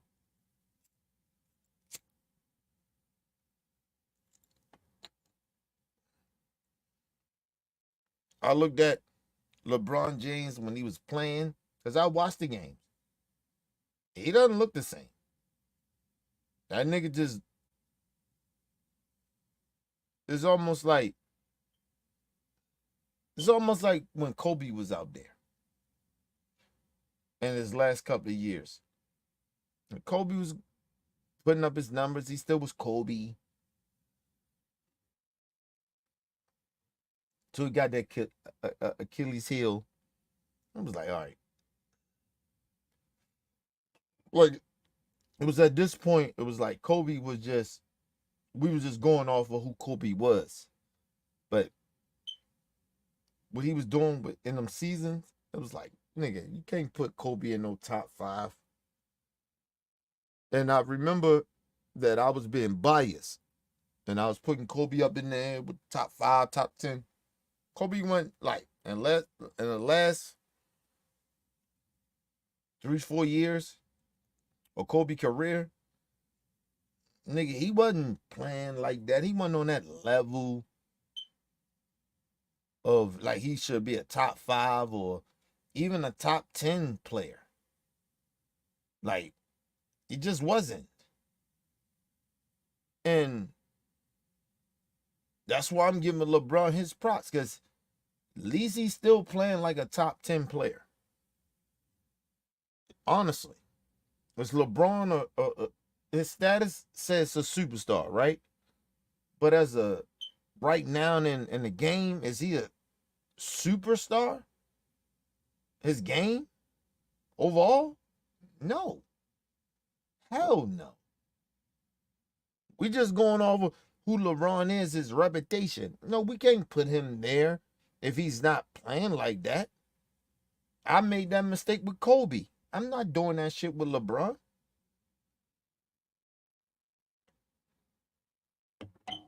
The last 5 years, I think it was like the last 5 years of Kobe Bryant's career, he wasn't a top 10 player. He just wasn't. He just wasn't. He was old and he had injuries. LeBron don't have injuries and shit like that, like the Kobe shit. But he's not playing like a top 5 player. He's just not. Lower tier, yes. 6 and down, yes. 6 to 10, yes. He playing, yeah. He okay to be in that range, but he's not a top 5 player. He's just not. He's just not. LeBron James look old. He move old. And the one thing about everybody, well, he's still getting stats. The one thing about LeBron James, y'all keep acting like I don't know about basketball. And I told y'all this shit before. LeBron James is very good at stat packing. That's a part of his IQ. He knows how to play the game to get them stats.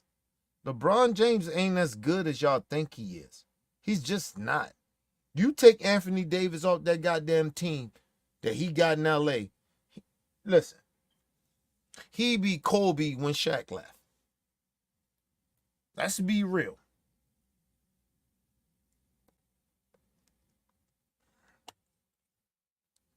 Shit, he be Kobe when Kobe was at the end of his career. And he might be worse. He might be worse. You heard the magic word, might be. Because LeBron James is still LeBron James. But he ain't LeBron like he used to be.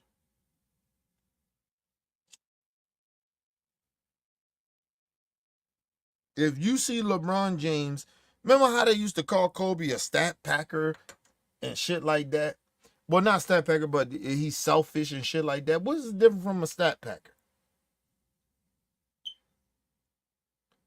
LeBron James will stat pack. If Anthony Davis wasn't there, he'd be stat packing like a motherfucker.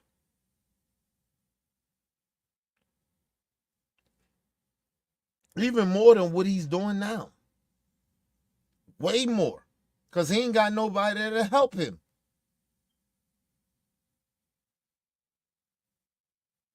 You remember what happened when Kobe didn't have good players around him shit at the end of his career? Had all them motherfucking young niggas, Nick Young and all them niggas was trash. They was trash.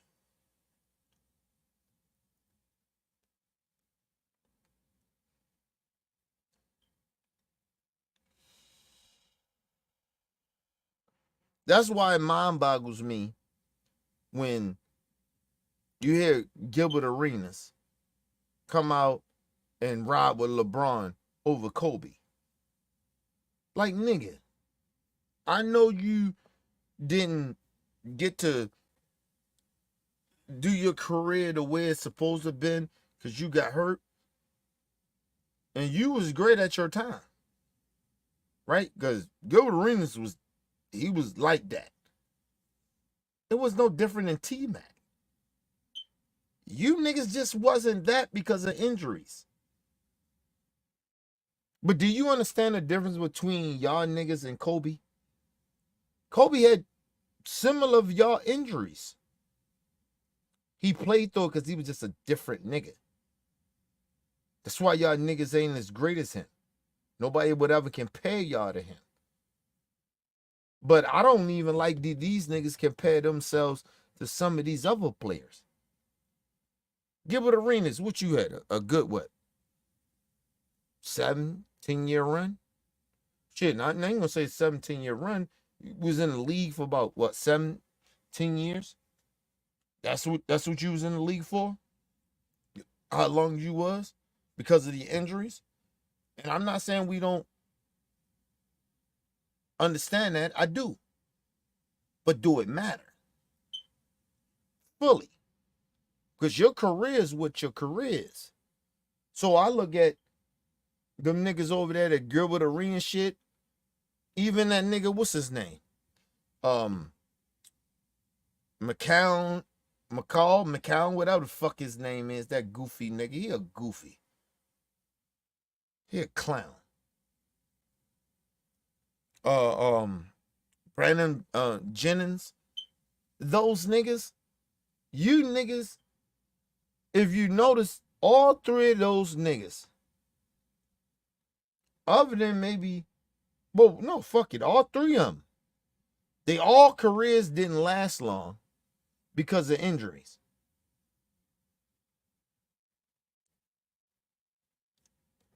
And I'm gonna say this very real.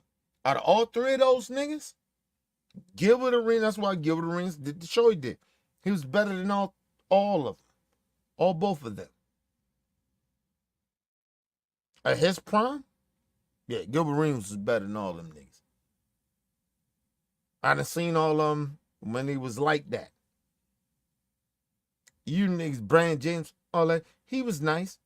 You was better than McClain, you was better than him. I give you that. Now your niggas is better than Gilbert Arenas.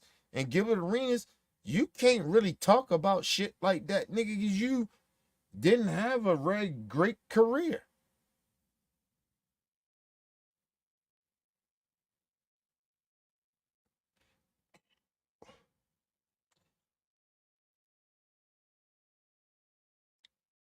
And it was sad to see that nigga Gilbert Arenas come out and he said, excuse me. This is what he said. I ain't say this. This is what he said. Kobe Bryant is a nigga that he idolized, took shit from.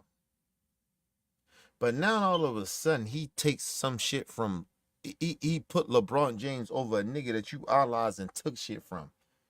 You can't tell me what you took away from LeBron, because LeBron don't have all-around skills. These are facts. But you put this nigga LeBron over top of Kobe Bryant, when you know he ain't nowhere skilled more than Kobe Bryant. You learned what you learned, your mentality to keep working on your game from Kobe. But somehow LeBron James is over top of Kobe Bryant. Are you fucking serious, nigga?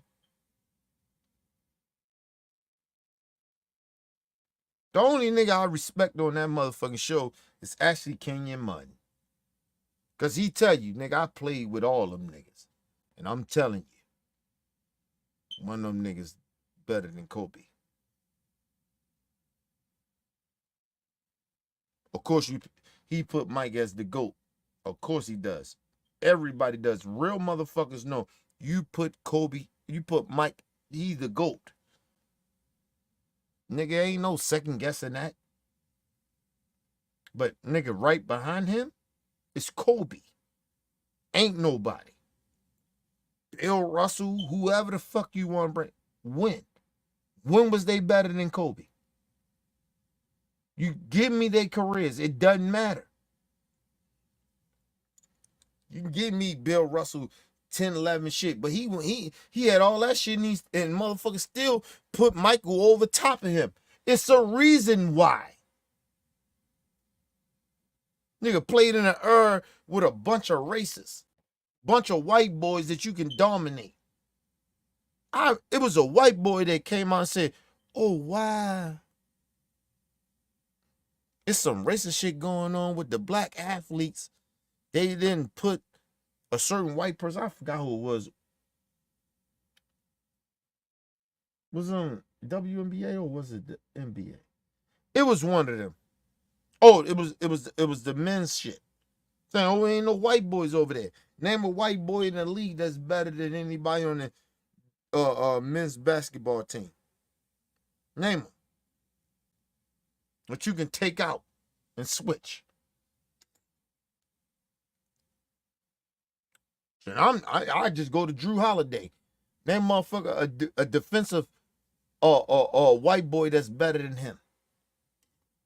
You can't.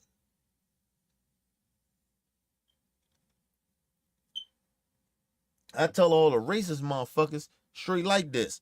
You mad at how basketball is. Ain't no white boy make the Olympic team and on that team. Christian Laettner shouldn't have been there. Because that's all we talk about is that he made the Olympic team. He ain't a Hall of Famer. At the end of the day, let's think about it. You racist ass white people. Christian Laettner, he made the Olympic team. He made the NBA. Is he a Hall of Famer?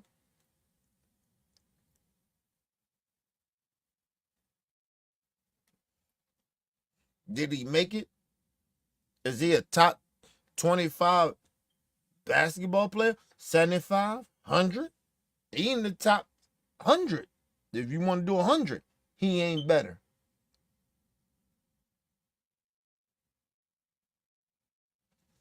Fuck are you talking about? You got white people in the top 75 that I still don't think they belong there, but they're there. Fuck you mean? You got them less of white people in the top 75 for a reason. Because they was never better than the black people. The black players. They was never better than them. Because when the black people, when they joined that shit together, they found out who was better. Who was better? Racist white people. Who was better? The black players were. Because we got gifts from the God that y'all act like y'all believe in the God. That God gifted our black folks with. That's why we better than you motherfuckers. And you know that, but you keep trying to use religion acting like you so much better than us. We was put on the earth for a reason, motherfucker. That's why we don't look like you.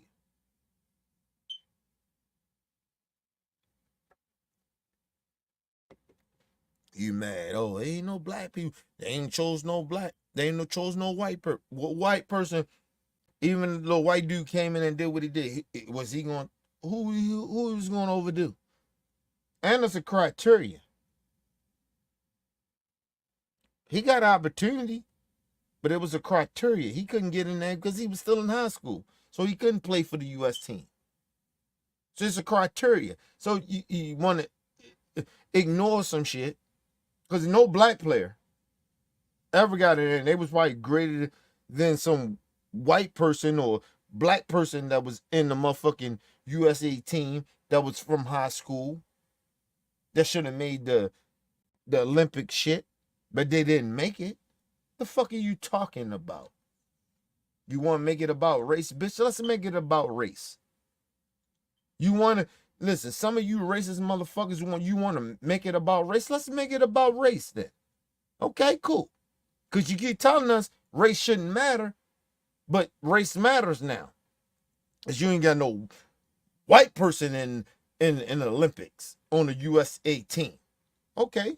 Name a white person that's better than anybody that's in the USA team.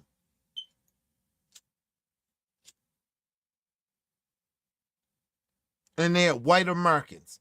We ain't talking about the European players. That's a whole different story. Whole different talking point.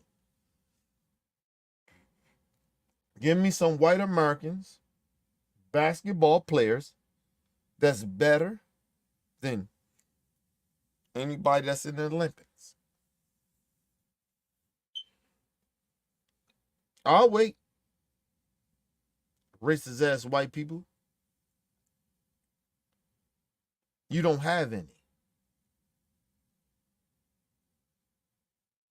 You don't have any. There's none of them exist. Not from America. Talk about the European players, that's different. In America, name a white boy that's better than everybody they put on the list in America Olympic team.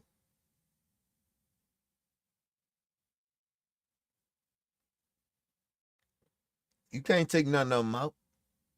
You can't take none of them out because they better than them. We're talking about stat-wise and everything. Overall, they're not better. You're going off of whiteness, but you don't see race, though. You see no race, but you say, ain't no white people there. Why? Name the white basketball player that's better. I'm still waiting. Racist white people, tell me, give me a white player that's better than the motherfuckers that we got in the Olympics. And the whole Olympics is black. You haven't had a good white American basketball player since Larry Bird.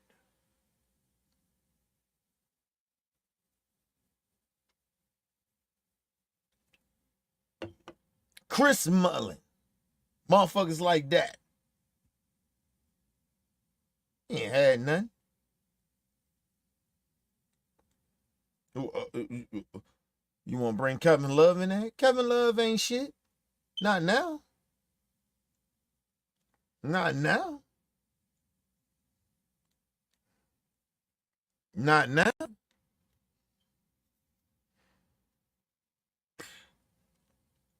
Fuck out of here.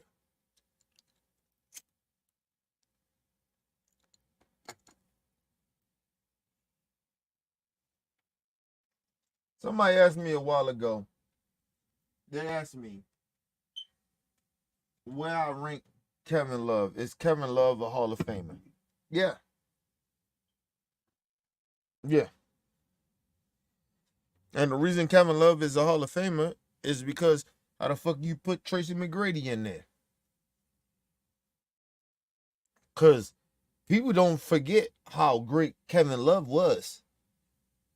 Shit, motherfuckers talking about he was the new Larry Bird.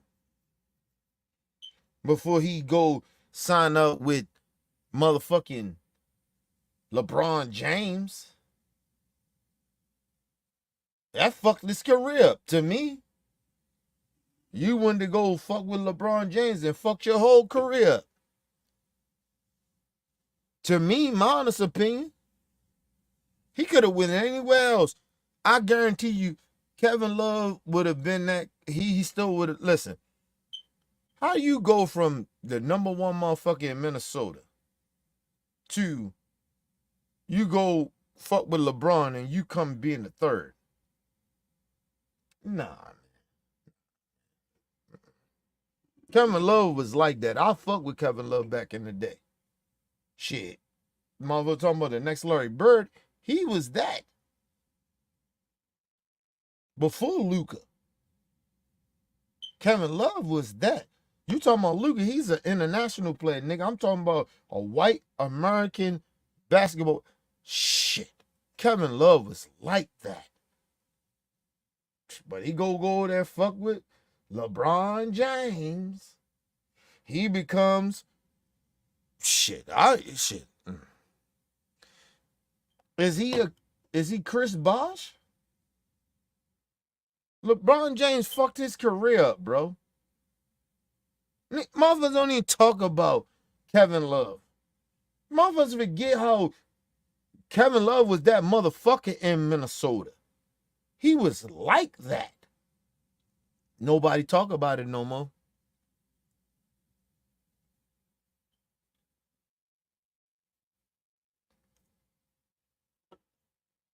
LeBron James fucked that man career up. I'm just telling y'all that straight up. Everyone want to give LeBron James all his props. That's what I'm saying about LeBron. He don't make them niggas great like that. He really don't. Get the fuck out of here.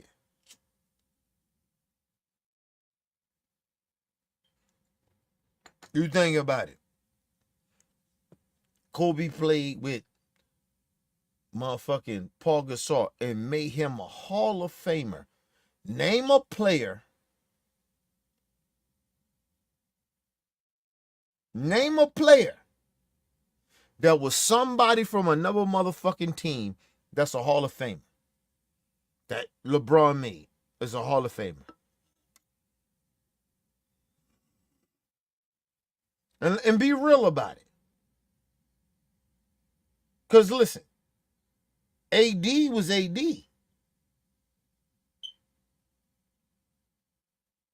AD was AD. AD, he gonna make the Hall of Fame. Now he got a chip.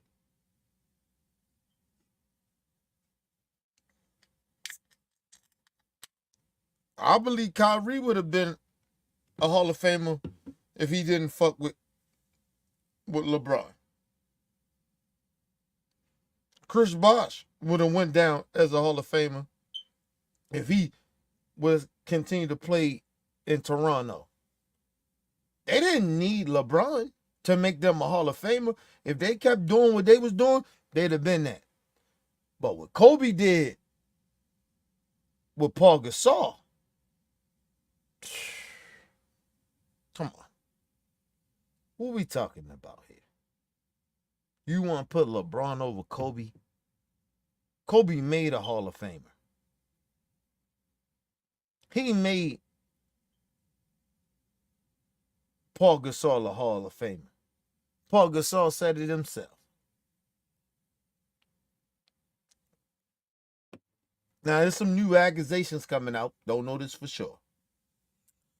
That motherfucker, my brother, damn, man. Shit. Now, I don't want to speak on it, but they got to get spoke on. Lamar Odom back out doing some fuck shit. Y'all let me know in the chat, man. I don't keep up on a lot of that fuck shit like that, but I heard that, like, he back out doing some fuck shit again. Listen.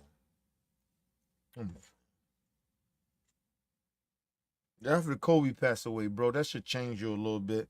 But like I told you, a lot of times, everybody ain't like everybody.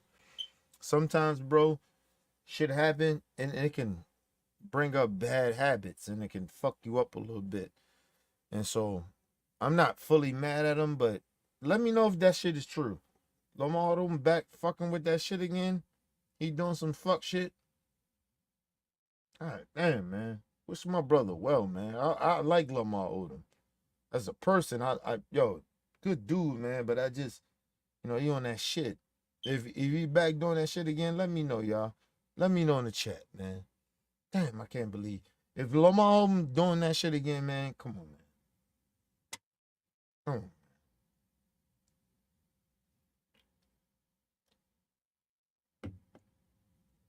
I would keep telling everybody this.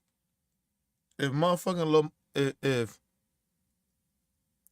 you know why Lamar Odom ain't a Hall of Famer? Because the outside shit. But if he was never to do a lot of this outside shit, fuck shit, he'd be a Hall of Famer. They just put everybody up in that motherfucker. And this is real talk.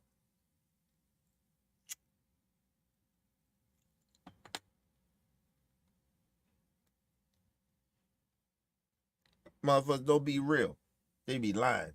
Acting like, oh, nigga, Kobe Bryant made niggas around him possible to be Hall of Famers or Hall of Famers. LeBron ain't never did that. He ain't never did that. Ever. Them niggas that he had around him, they was going very possible to be Hall of Famers without LeBron James.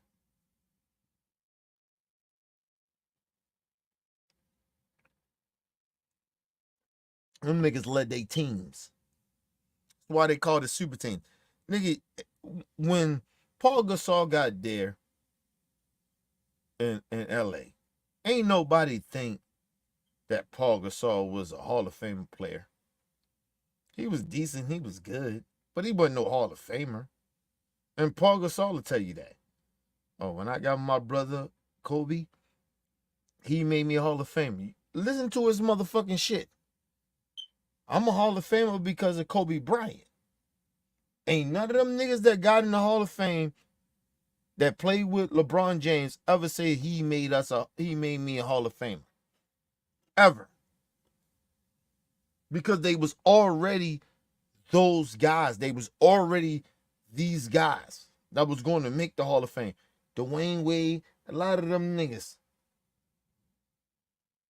Even when you talk about in his later years, Ray Allen, he's a Hall of Famer.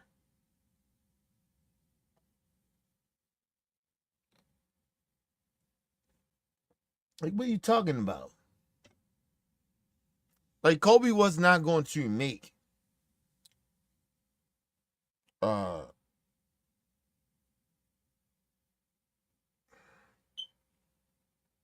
um what's his name? God damn it. Gary Payton a Hall of Fame. Gary Payton was going to already be a Hall of Fame without the championship that he wound up winning with LeBron. He was already a Hall of Fame. Karl Malone never got a championship. Still a Hall of Famer, bro. Fuck are you talking about? You talking about dudes that already was established. They was like that. Gary Payton was going to be a Hall of Famer. What the fuck are you talking about? Yeah, did it help him or push him a little more? Yes, it did. But without it, he still was going to be a Hall of Fame. The glove is a top 5, top 6. I say top 6. Point guard of all time. Facts. That's the glove, bro. Fuck are you talking about? Fuck are you talking about? You don't got the glove in your top 5, top 6. Something wrong. Something wrong. Fuck out of here,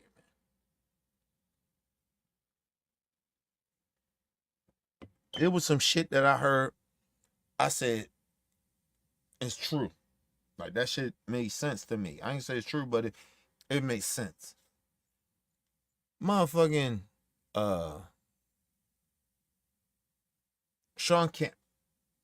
He said, hey, man, the glove was different. He was that guy. He said we didn't win a lot of them championships because of Michael. They were just different niggas. But he said we never was scared of Michael. He said motherfuckers was scared of Michael. We wasn't. He just said they just was better. It was that we couldn't win one. They just was better than us. I'm not scared of no motherfucking Michael Jordan, nigga. And there's some niggas in Kobe era too. Same shit. Paul Pierce wasn't scared of motherfucking Kobe. Or a lot of the motherfuckers that lost shit to Kobe, they wasn't scared of him. And even Dwight Howard said it. He said, nigga, we wasn't scared of Kobe. We not great he was. So yeah, we had to prepare for him, but we wasn't scared of him. It was just that, yo, they was just better. They was more skilled. They was just better. They wasn't scared of Kobe. They weren't scared of Michael. You don't hear that shit about no motherfucking LeBron. Nobody was scared of LeBron. Nobody was scared of him. My attempt none of that. It was like, it's none of that. It was like he was just, they always say he had that super team.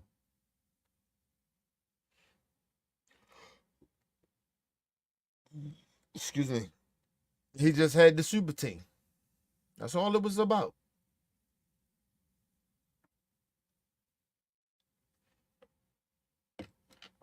All LeBron James fans that might get mad at this video, this live stream, you know what I'm saying? Listen, y'all don't want to tell the truth, but the truth is, the number one truth is, LeBron always had a super team when he won championships. You can't say that about Kobe. Can't say that about Mike.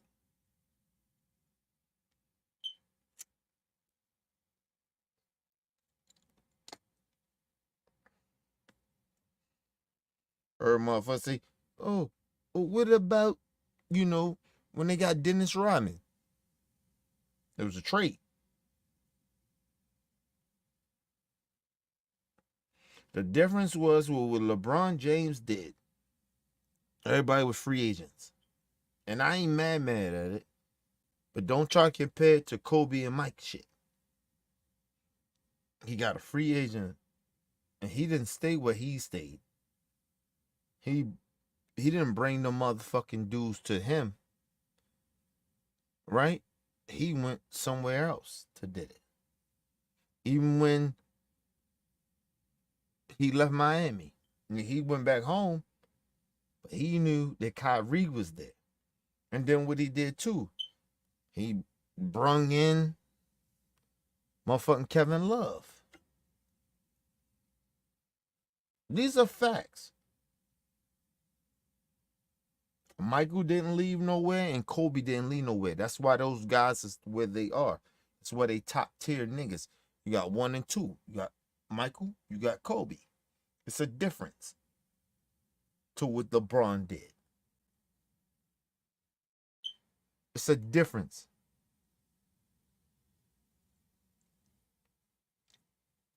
Niggas want to sit there and act like it ain't nothing different about it. Yes, it is. It's a difference about what LeBron did and what Kobe and Mike did. It is different. And you gotta understand, look at the aftermath of everything. Kobe retired where he was at. They said, oh, Michael played in Washington. Do you understand? Did you watch the documentary? It was a reason that Mike left. He didn't want to go. But he stood for something.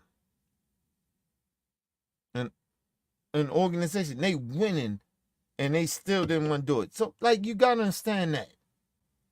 But LeBron said, hey, I'm going to create a super team because I can't win over here.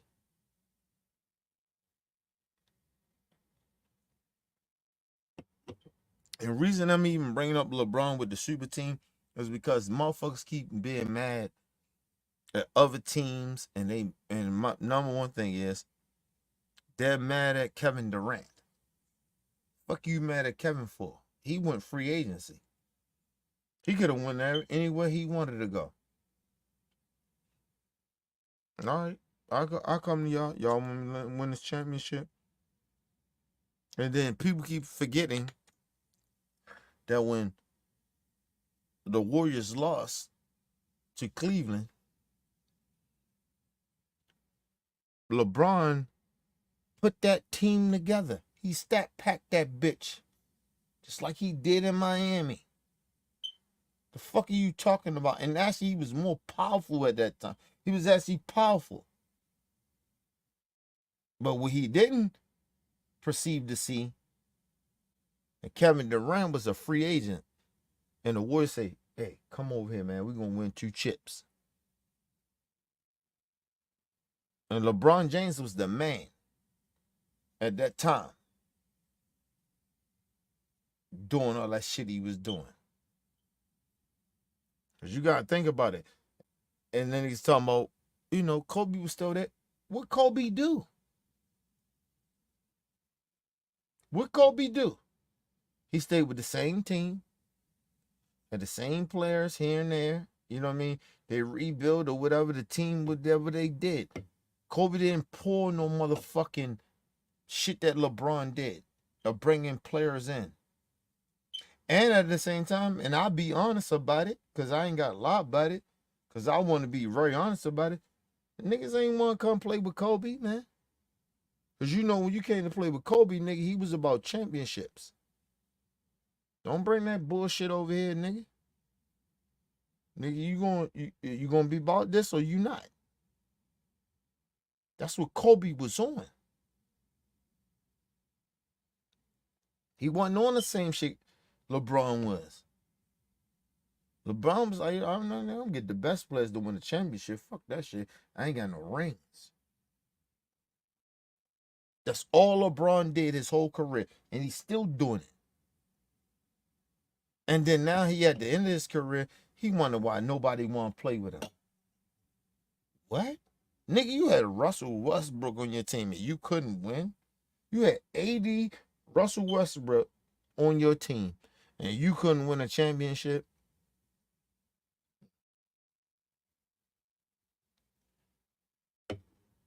Remember they said about Jordan? Jordan don't know how to build a team, and LeBron don't either. Not at the end of his career because he being greedy. How the fuck you get Russell Westbrook and you don't know how to use Russell Westbrook? And the thing is, you don't want to take a step back. Is LeBron James really know how to? He's that type of player that he know how to figure this shit out. Does he? Did he really know how to figure this out? You got Russell Westbrook there. You know what type of player he is, but you want to bring him in. And then shit don't go right, or you want to blame him and push him out. The fuck out of here. Kobe told all those niggas, the Russell Westbrooks, the James Hardens of the world, you will never win a championship of how you play. He said that shit. These are facts that he said. And has they ever won a championship? No.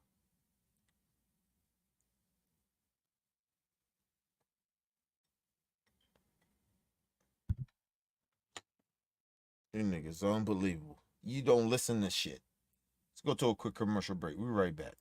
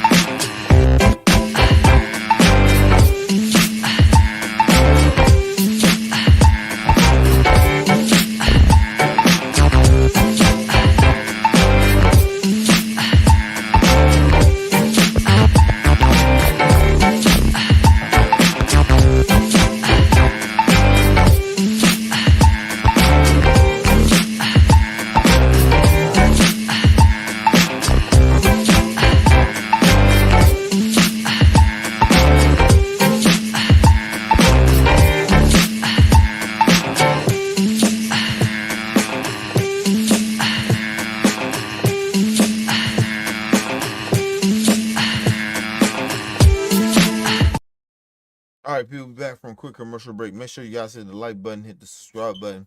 And if you can, people donate to the channel. Go to OBF The Real Cash App and donate to the channel. People, we highly appreciate it. If you need more information to subscribe to the channel, go to or donate to the channel. It's down there scrolling below the screen, people. Make sure you guys hit the like button, man, when you come in and out of the building. Share the videos, people. Keep the movement pushing. But yeah, man. I'm gonna get on out here with this, man, because I I'll be speaking my shit. But motherfuckers don't be listening to me, man. Sometimes I'll be trying to tell motherfuckers, like, shit be out here, it be 100, it be real. But when people bias, they bias, bro. It is what it is. And I don't be hating on motherfuckers. There ain't no reason to hate on somebody if they like that. You know what I mean? But I give motherfuckers props where they need it. Like I said, y'all heard my top 5 of this year. Jaylen Brown, is number, what I got him at? 4? I think I got him at 4. I got the Joker at number 1, Brandon 2, Giannis at 3, and I got Jaylen Brown at 4. Yeah. So think about it. Like I told you, niggas win championships, you got to put them in a certain type place. And I got Steph at 5. I still think Steph is, he like that. He elite. But anyway, let's move on, people. Leave comments, hit that like button, support your boy. It's your boy, Mr. OBF. Peace and love to the world.